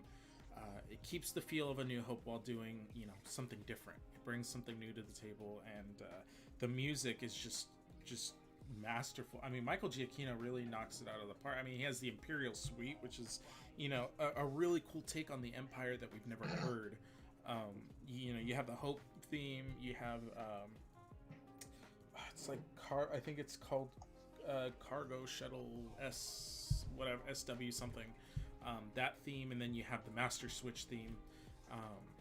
So, he really he really does a good job with that score, and even John Powell does a really good job with the solo score, because it's just very adventurous, and you're not meant to take it super seriously, and it's just a fun adventure theme. Yeah. So you look at the Old Republic, for example. The Old Republic has really, really good music, where it has different composers that make these themes.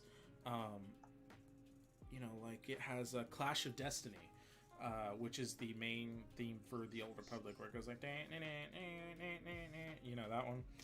Knights of the Old Republic has the Old Republic, or Knights of the Old Republic theme, or Revan's theme, and it's like, all these are Star Wars, so it's great to see that Star Wars won't end with John Williams, but at the same time, right now people can make Star Wars music while having their own style that will supplement whatever it is that they're creating, and that's what I think is really special about Star Wars, is it's universal, and it's not limited to a particular genre of music. It's not, it doesn't have to be exactly the way John Williams made it in the original trilogy. There's so many ways you can do it.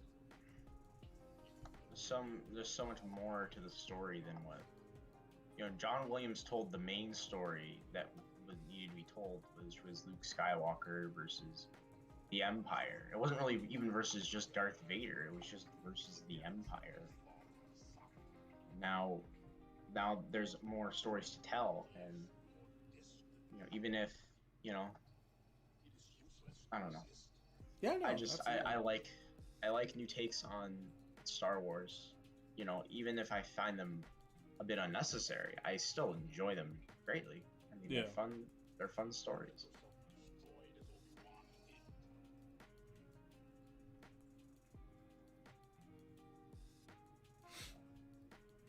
But this is looking really good, dude. What were you saying? Sorry. No, I just said, this is looking real good. Hang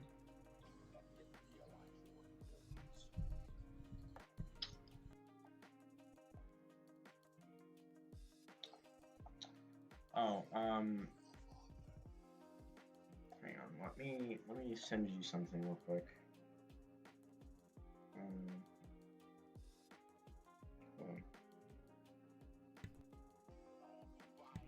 But how are you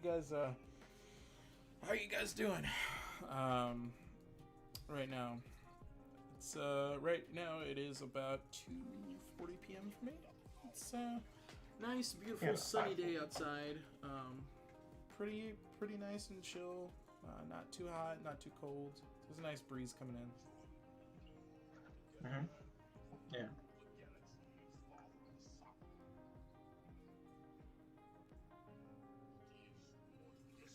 Man, I can't wait for people to see Shadows of the Empire. The combo we had last night about the score got me so pumped, you have no idea. Yeah, dude. there's no. I've already said what I could say about Shadows of the Empire, just how excited we are. I mean, I've gotten a lot of new storyboards. I've got a really, really, really talented VFX artist who he was actually in the stream earlier, but I mean, that guy can make some amazing shots. And so, you know, he's working on stuff right now. Actually, some of the final stuff right now for the film. I've got Ryan and another very talented artist working on storyboards, and you know, the script's done and everything. And you know, there's so many things that we're pushing now, and since we can't really go outside and shoot the principal shooting, you know, we're doing as much of the film as we can do right now before we go out there, shoot the test shoots, and then, you know, launch our campaign. And I've already put a lot of money into this to the point where I've lowered the amount that we'll need. So I really think we can get this made. And, you know, since we have people like Dupree Jones, who, you know, was the actor for Darth Vader in Star Wars Theories fan film, that's huge for me to be able to tell people that. And I think that's going to really not only have big Star Wars influencers look at it, you know, be like, oh, well, this person that I worked with, you know, he's on this, so this must be interesting, you know. But this will also really just be a good thing for all of us too. Right, yeah. I agree. Sorry if it looks like I'm scribbling right now. I'm just trying to get the colors to match the rest of the helmet. But yeah, I totally agree, man. And again, I can't wait for them to know everything that we know and see everything that we see.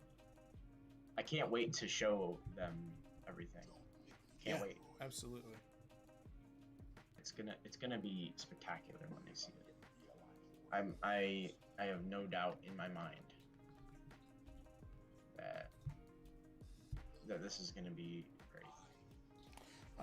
And thank you to everybody that has joined the stream. I can't see who has joined, but welcome everybody. Currently right now I have Ryan Golden, who is the voice actor for Darth Vader in our Star Wars fan film series Shadows of the Empire, and he's also a storyboard artist, and he is currently drawing Darth Vader from Revenge of the Sith on the scene where he's being lifted up from the table. But welcome everybody to the stream. Hope you guys have a good time. And thank you to everybody that has been watching. Really, really appreciate it. Yeah. I mean, not much else to say there. Yeah.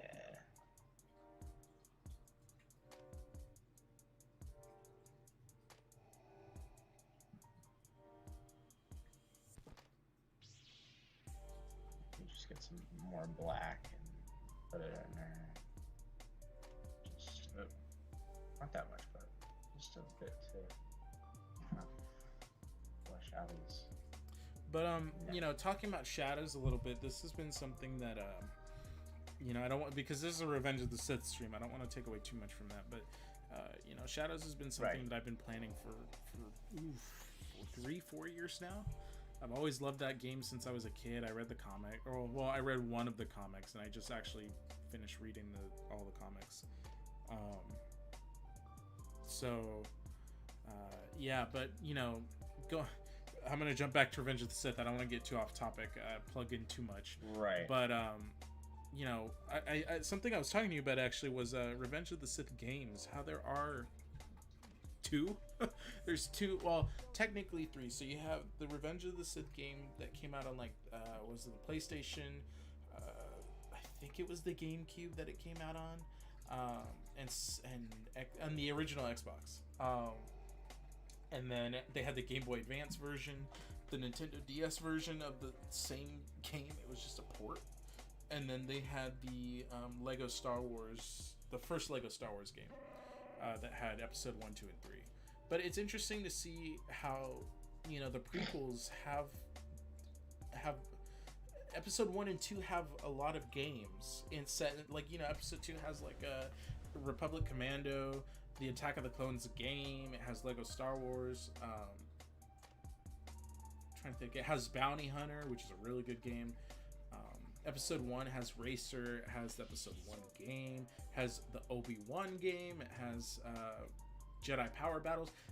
but Revenge of the Sith never got more than two games, and to me that's really surprising. How, it's the best of the three. Just from a critic standpoint and from a fan standpoint too. It's widely regarded as the best of the three, and yet it didn't get any games. So to me it's very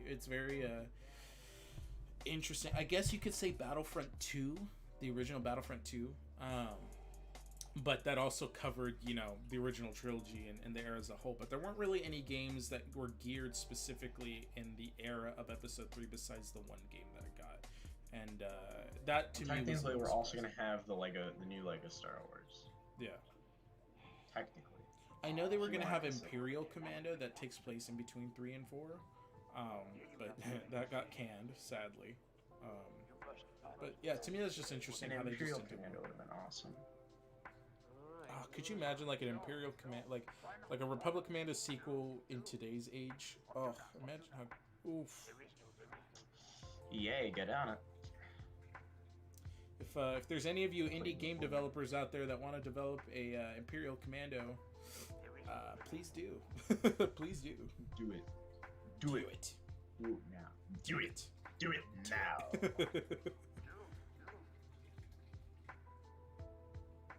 All right. I think this is pretty much done. The mask. I mean, you have the top part still. Well, the mask, not the helmet. Oh, okay. yeah. The mask is pretty much done. I guess the eyes maybe could have like. Eyes have to be done. Yeah, I don't know how I want to do the eyes yet, because I know that they have to be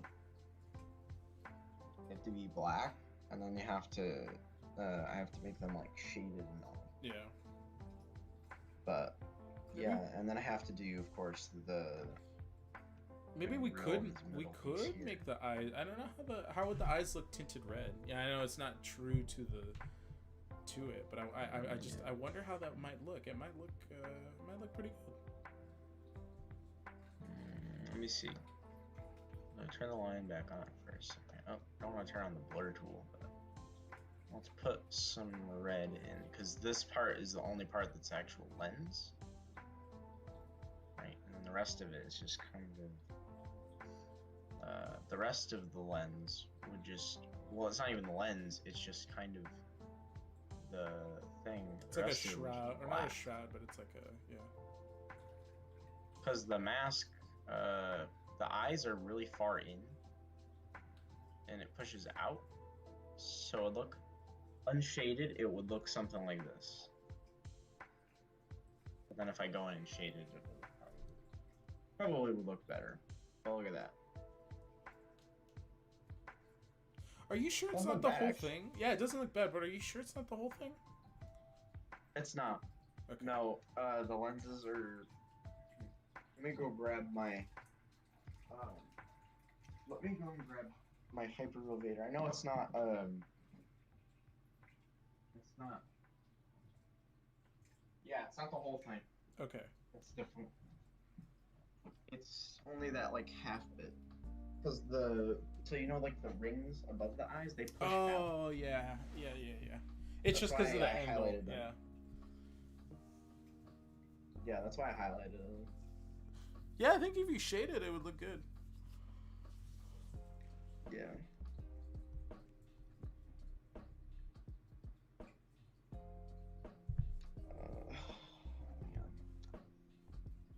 I wish we could have seen some Revenge of the Sith scenes recreated in, in Clone Wars. Yeah. I mean, we got like what, but we got like the boring ones, like Mace Windu talking to like Yoda. We got that one recreated. Seems a plot to destroy the Jedi. Yeah. Like, I don't care. It would have been cool to see Anakin wreck in the Jedi Temple. That's all I want.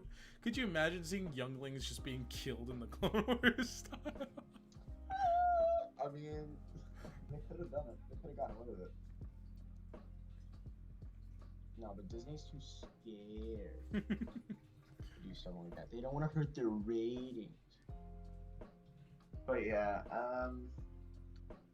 honestly, I would have liked to see a lot of scenes. I would have liked to see Obi-Wan versus Anakin. I would like to see the birth of Darth Vader. Yeah, I was really Let's hoping Order we'd see that. 66 on the temple. Yeah. I mean, we still got Darth Vader, so I mean. We did get Darth Vader. We just didn't get like the birth of Darth Vader. We got like, jeez, how many years did it skip? Because he's in his New Hope thing. Probably skipped a few.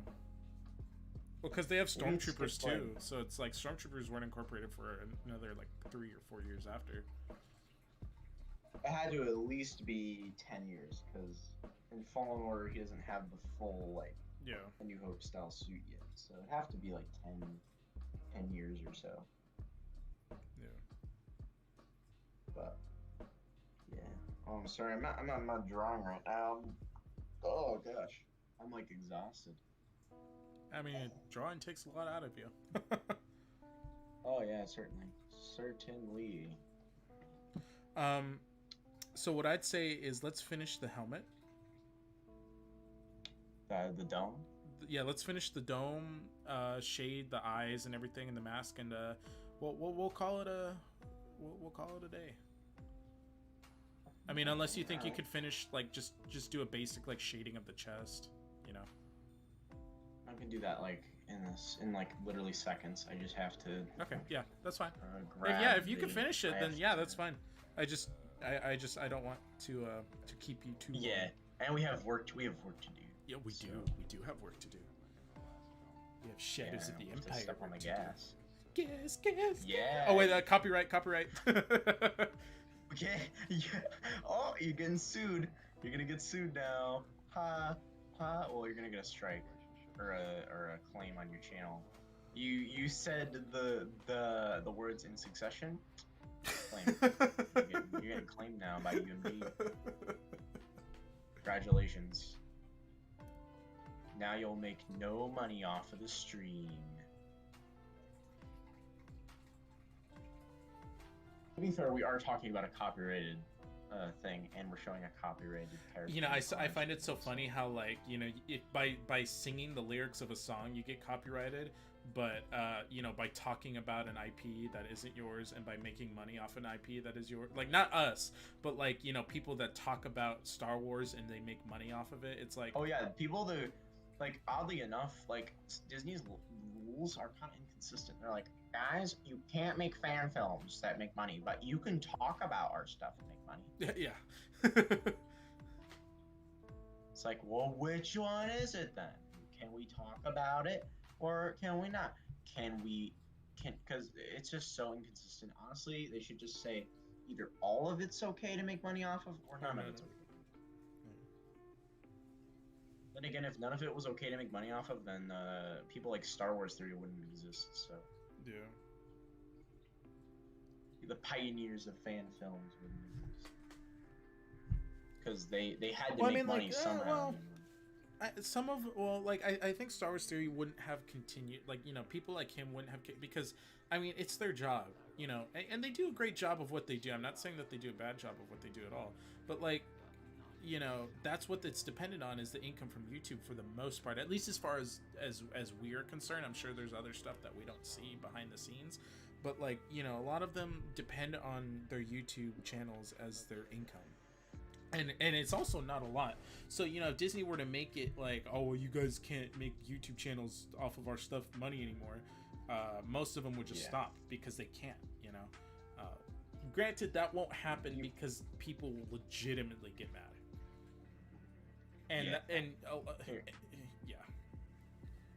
Yeah, I get what you're saying. I'm gonna grab some water. All right. So I will be back. If you guys see flashing, I just have to mute my microphone. We'll go to let's go to a quick intermission real quick, guys. We'll be right back. Quick intermission. I'm gonna get some water.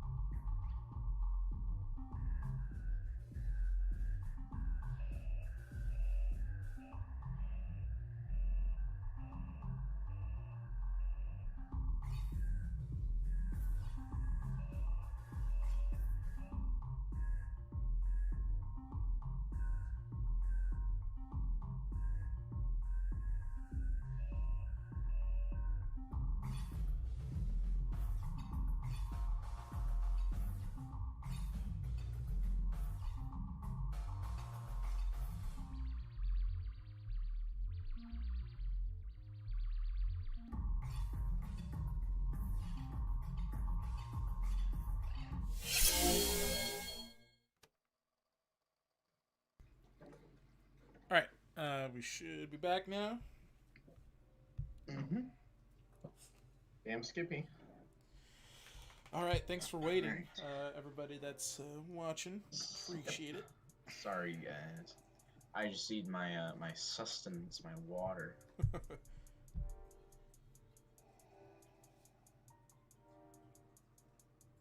We can finish up. I'll just do the body, and then I'll work on the dome last. But yeah, well, what were we talking about before? Actually, why don't we read the chat?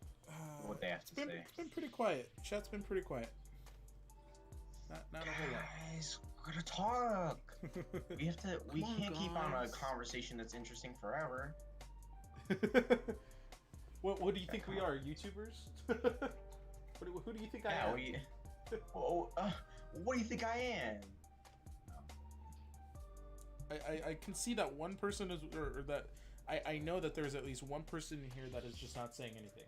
Don't be shy. Come on, guys. But yeah, no. Yeah, I'm really excited to bring Darth Vader into Shadows of the Empire. It's gonna be real fun. But we were talking about we were talking about you know, just how Disney can't. Disney needs to make up their mind with what they want to do in terms of like, you know, what is allowed by fans and what isn't. You know, I found it very interesting that Star Wars Theory says he talked to Lucasfilm and he said that they wouldn't let him crowdfund it, but but here's the thing: is every other Star Wars fan film that has crowdfunded has never had an issue with that. You know, Star Wars Odyssey and the Han Solo fan film were all crowdfunded. You know, and they had decent sized budgets, and it's not like Disney attacked them. And even after Star Wars Theory made his fan film, Jamie Costa made the Obi-Wan Kenobi fan film that he also crowdfunded. So to me, it's either like it's a prejudice that they have against Star Wars Theory, or, you know, or that he was just saying that. But again, to me, it wouldn't make sense why Lucasfilm would be like, oh, well, you can't crowdfund it, because it's like you're not making money off of it. You're not profiting off it. You're just, I mean, I guess to an extent you're making money, but you're not making money for yourself. You're making it to make that thing. And it's more of a, crowdfunding is more of a donation thing rather than it is, you know, you're paying for the movie. It's a very weird. And even then, he still technically crowdfunded it because of the shirts and the merch push that he did. Well, yeah, and that's exactly it too. Is when it comes to crowdfunding, people are essentially getting their money back through the perks. You know, they're buying these perks that you know, aren't the film. They're just your own license, not license, but they're your own merch that you make. That is what they're buying, and so the film is essentially the result of them donating to get this merch. I don't know, that's how I see it, and so I don't understand why Lucasfilm would be like, oh, well, you can't crowdfund it. Maybe, you know, if it's a big budget, you know, if it's like $1 million budget, but even then, to me, it just doesn't make sense as long as you're not, you know, monetizing the actual video. I think maybe that's what they meant, is you can't monetize it.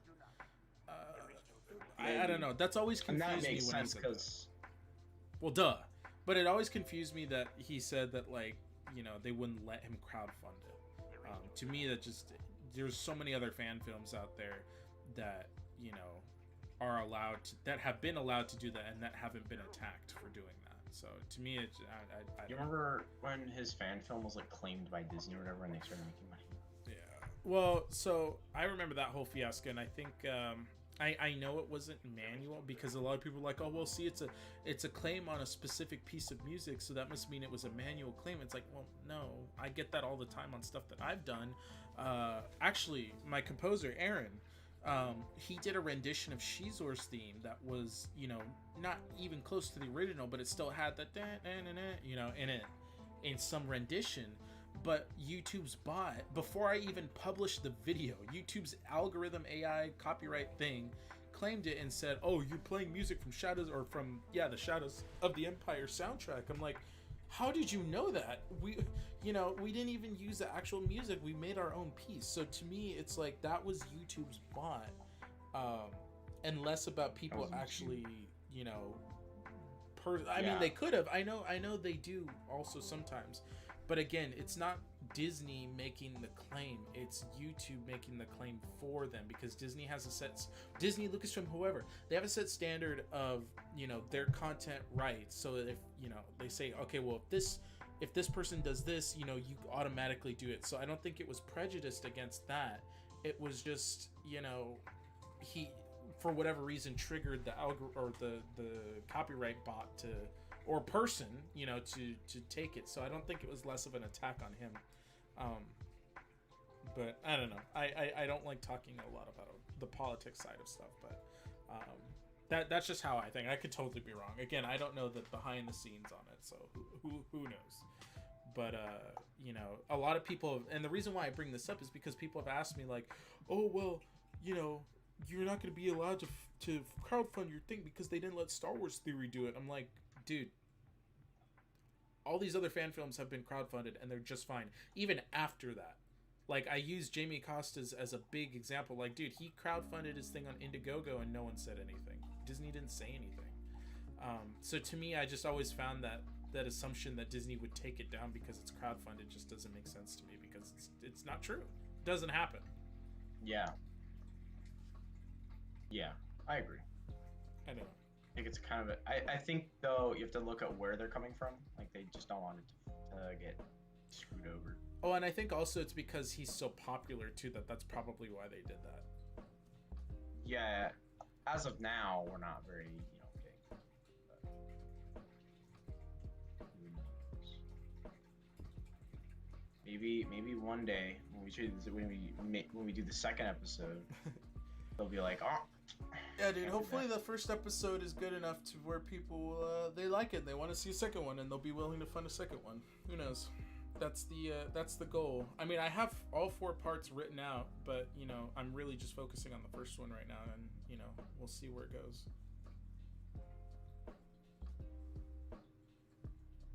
Yeah. All right. I think that this looks good. Yeah. A little lazy on my part, but sometimes art really do just be like that. You know? Ow. Actually, turn on the lines. Turn on the lines. I'm curious how it looks with the lines. I kind of like the lines. Is it just me, or? I want it to look more like a painting. I mean, yeah, that's fine. Less like. I think it's just personal preference on my end. Yeah, that's fine. I'm trying to figure out a way to do the dome properly, because I've got the mask so well done, right? We'll finish the top of the dome. It's just well, begging I'm trying to figure finished. out how to do it, because I don't want it to look so like flat. Yeah. You know. Your screen is flashing. There we go. Oh shoot! I didn't even tab out of it. I think it was because you're Maybe using. it's because like. Hey Millie, how you doing? Good to see welcome you. to the stream, Milsta. Alright. How's your day going? Alright. I've been drawing with Ryan, or Ryan has been drawing. I've just been talking. But Ryan has been drawing Darth Vader here for as a anniversary present. About 2 hours. Revenge of the Sith. Yeah, about 2 hours. And you know, in 2 days it's gonna be the Empire's birthday. Oh yeah, huh? Yeah, all the old Star Wars movies came out around the same time every year. Well, not in the years they came out every year. You know, something interesting. I'm curious, what would the channels look like without, you know? Okay. Stop it! Stop! Stop! You're gonna give him a seizure. I want to see what they look like without all the channels. Hey guys, drawing is looking ace. My day's been a little slow, but whatever. Oh, sorry to hear that. Yeah, I mean, it's a nice day outside, but it's still just been kind of a. Before I started doing this, it was a drab morning for me. I'm just like, I don't know what to do. So I kind of messaged Ryan last second. I was like, hey, do you want to do a live stream? He's like, sure. But yeah, appreciate that. I know Ryan will appreciate the compliment. But don't act like your stuff ain't good either. Your stuff is pretty nice. Yeah, check out Millie's channel, guys. She does some really good voice work and some good art stuff. She's really talented as well. Go support her as well, and check her out. She's really talented. Yeah, I think I'm just gonna do it like this. Just it's the same. I know it looks kind of but I can't think of anything better. So. It'll get better as you go on. Mr. Rez, thanks so much for joining the stream, man. Appreciate it. Looking good. Most impressive. Yes. Ryan has been working on this for a little over 2 hours now, and it's turning out real good. But appreciate that, man. Thanks for joining the stream.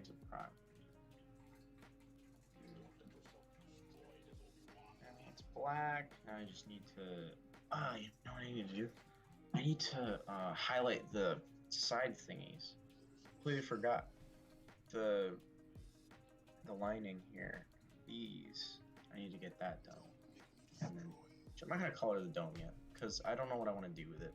I don't like this line, so I'll probably just recolor it and then.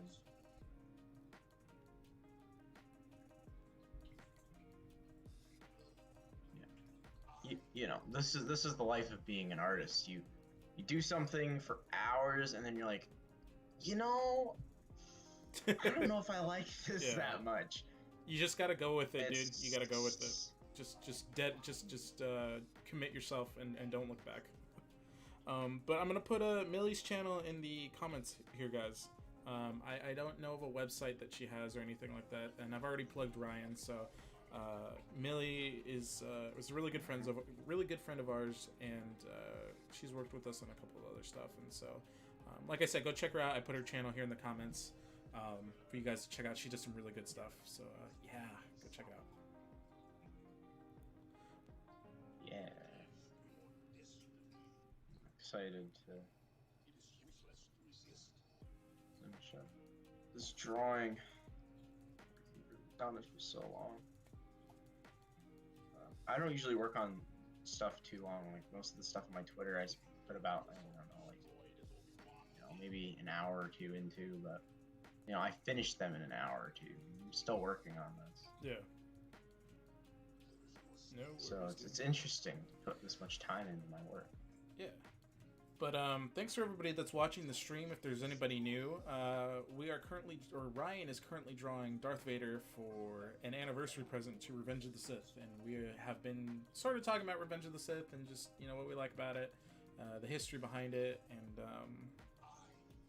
just having a chill stream. So thanks to everybody that has stayed with us, and thanks to everybody that has just joined. Really appreciate it. If you would go to our channel, like, subscribe, share, the whole 9 yards. Really would appreciate it if you guys do like what we're creating here. I really make this content for you guys and do all this stuff so you guys can have something fun and relaxing to have, especially during these hard times right now where a lot of us are at home and we're trying to occupy ourselves with something to do. Right. But yeah, let's see here. I'm gonna blur this a bit. Just gonna do that so it looks so like liney, I guess. So over here a bit more. There we go. Fix the mask a bit.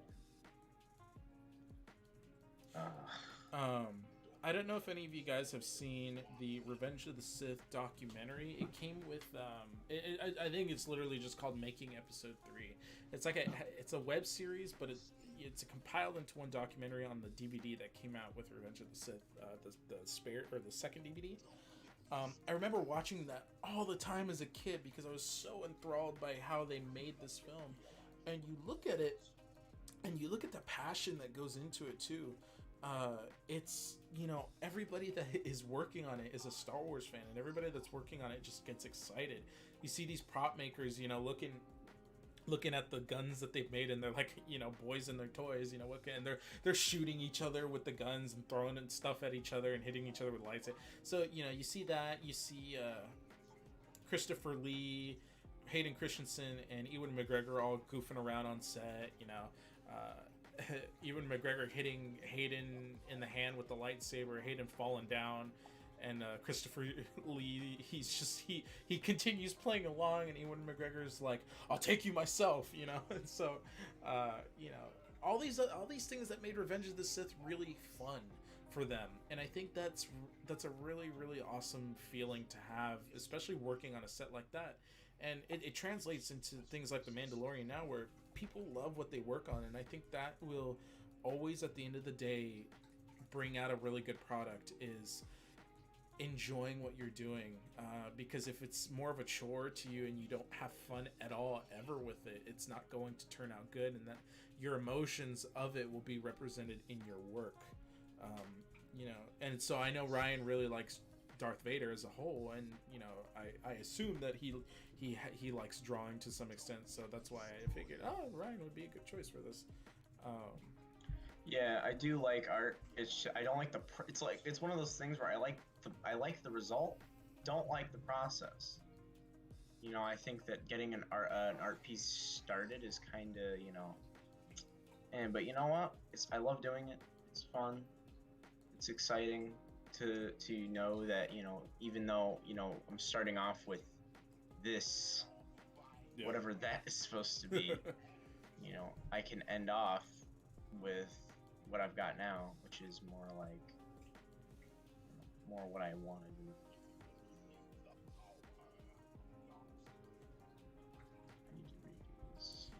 But for those of you guys watching, I know I say this in every single live stream, but I really need to know, what kind of content do you guys want to see? I've had a couple people, you know, give some really good suggestions, but I would really like to know what you guys would want to see out of this channel. Again, this is all for you guys. I want to make this stuff for you guys, and to have an audience, not for myself, but so that, you know, people can have something fun to watch or listen to. You know, maybe if your favorite Star Wars YouTuber hasn't uploaded, or, you know, you're waiting for them to upload, you know, maybe I might be able to step in, you know, just somehow, some way. You know, I'd love to always make people's days better and give them something to enjoy. That, again, is the end goal for this channel. And so if you guys have suggestions, like I said, put them down in the comments here, put them down in the comments in my other videos, and, you know, like and subscribe so you can see, you know, what else we got. I don't want to say like and subscribe too much, because I know I hate it when people... Make sure you guys like and subscribe. You know, I know I don't like it when people overuse that, so I know I don't have to tell you guys again, but, you know. Just, you know, just ignore the fact that we're telling you, you know, we're not telling you to like.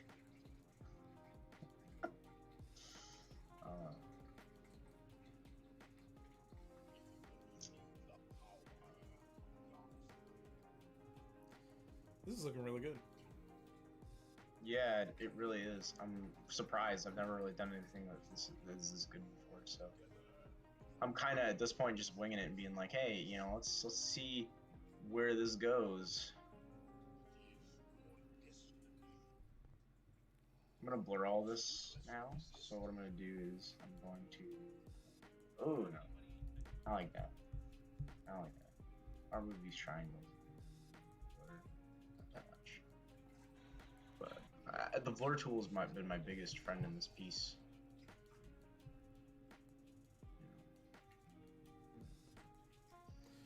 But yeah. Actually, I think my favorite thing about I don't think I ever said it, but I think my favorite thing about Revenge of the Sith is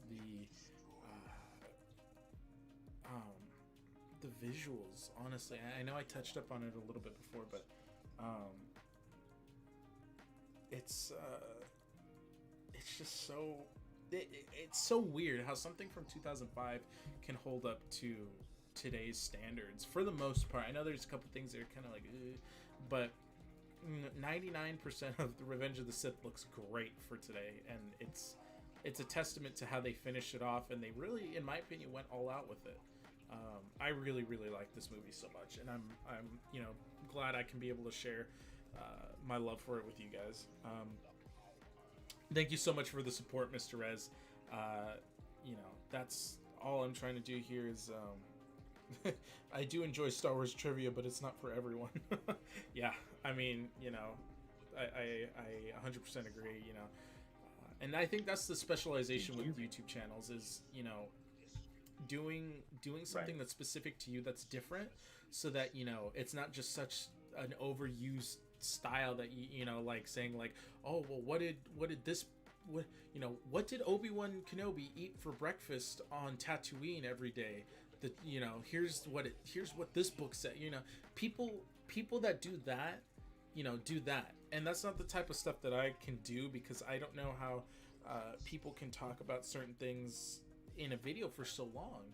I'm not saying it's bad, but that they have their thing, and then you have people that analyze the ships and the military statistics, which I'm very much into, but I don't have the prowess to talk about that on a consistent basis. Sand. But I don't like sand. But so I want to find some, whether it's talking about a little bit of everything or just talking about my opinion and, asking people theirs. I think, we'll eventually find it, what are, niches, and maybe it might just be doing live streams. Who knows? Who knows? I might be the live stream Star Wars YouTuber that only does live streams. I don't know. Who knows? Keep it up. Yeah. But once again, guys, thanks for joining in. Really appreciate it. Yeah, we're happy that you guys are having as much fun as we are doing this.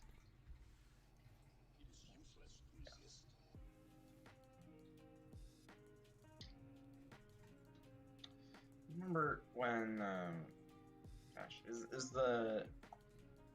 what's your favorite meme that came out of Revenge of the Sith? What's the best meme? Oh, there's so many. Revenge of the Sith is probably, that's the other thing, it's probably the funniest Star Wars movie. Well, not intentionally. Yeah, well, you can pull the memes out of it, it still takes itself seriously, but you can pull the memes out of it and still have fun with it. Right. That's what I love about Revenge of the Sith too, is you can just kind of have fun with it. You don't have to be super oh my gosh, Anakin's killed children. What?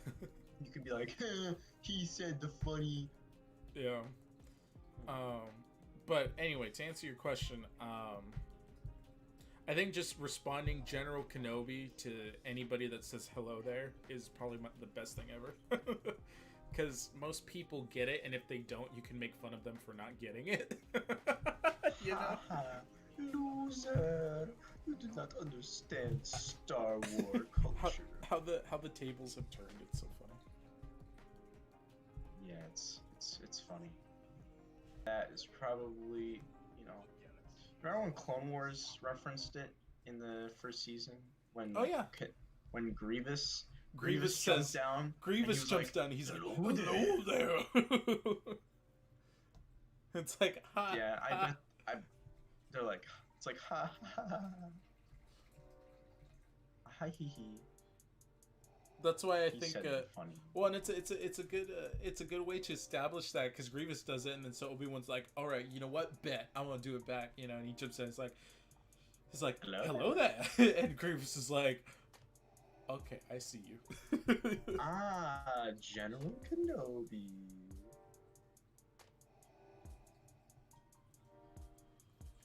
I think this is probably,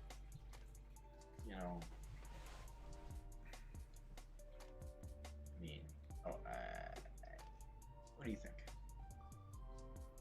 Yeah, what would you say? I think it looks great. About this? Yeah, I want to probably maybe add. Probably gonna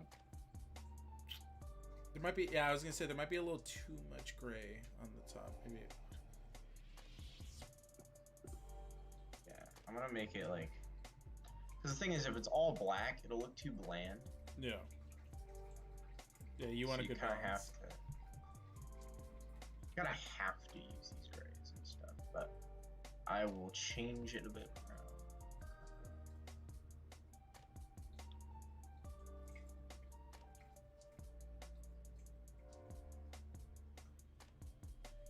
I'm gonna change the light a bit so that it's more, kind of like this.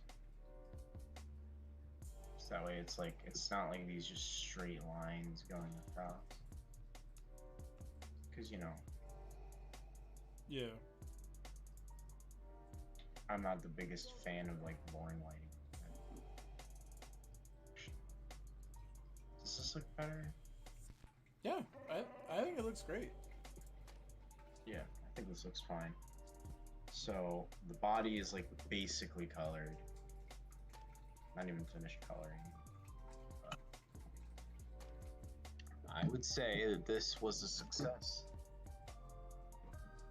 This piece, this was great, in my opinion. It could be better. Could most certainly be worse. But for what it is, I'd say it's great. Yeah.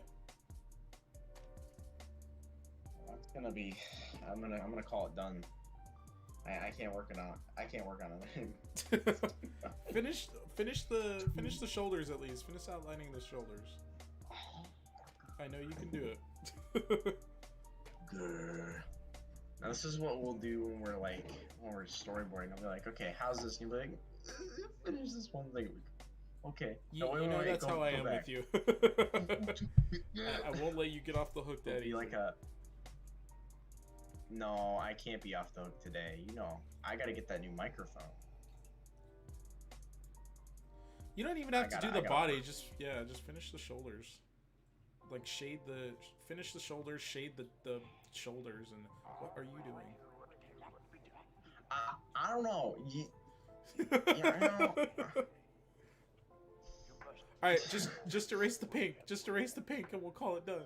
And shade the body, and then blur it, and then we'll call it done.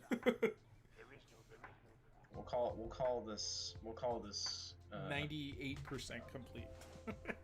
90, more like 60, but yeah. I mean, the helmet's 100% complete. Yeah. Well, for the there's some more I could do, but yeah. I really want to. I mean, let's be real here. Do I want to? But do you have to? Yes. Do I have to? Am I getting paid? No. Am I? Do you have a gun in my head? Maybe. Maybe. I'm not legally obligated to say that. There may or may not be a sniper on your position. Just outside the window. Maybe if I don't finish the drawing, you may not hear a gunshot. That's right. You hear that, guys? Yeah, guys, help me. What? Alright, I'll add this little bit in, and then I'll blur it, and we can call this done. Well, that's it. You're missing your signature in the corner. Oh yeah, I don't want you guys stealing my artwork. Stealing? Yeah, don't steal my work, guys. So rude. Wait, let me make it a different color. This is too close. Do it a little bit farther. I'll make it. Stop! Now, turn down the opacity of it. What are you doing? And there we go. No! What? I signed my name! In the corner, not just on top of them. What are you doing? I was watermarking it so people won't steal. I'll put it in. Yeah, like right there. You put it in the little corner. I'll put it like right here. They can't steal my art. Yeah, there you go. All right, guys. All right, thank you so much for joining us for this live stream. This has been fun. Happy anniversary to Revenge of the Sith. And be sure to like, subscribe for future content. I don't need to tell you guys this anymore. Be sure to check out Ryan's website. I'm going to post it right now one more time in the comments down below. And be sure that Even though I don't officially say it, I am open for commissions, so give me your money. And then also be sure to check out Millie's YouTube channel. She's a really great artist that is working for us on Shadows of the Empire as well. And yeah, thank you guys so much for joining us. And until next time, I'll see you in the next video or the next live stream. Thanks so much for joining, guys. Bye-bye, guys.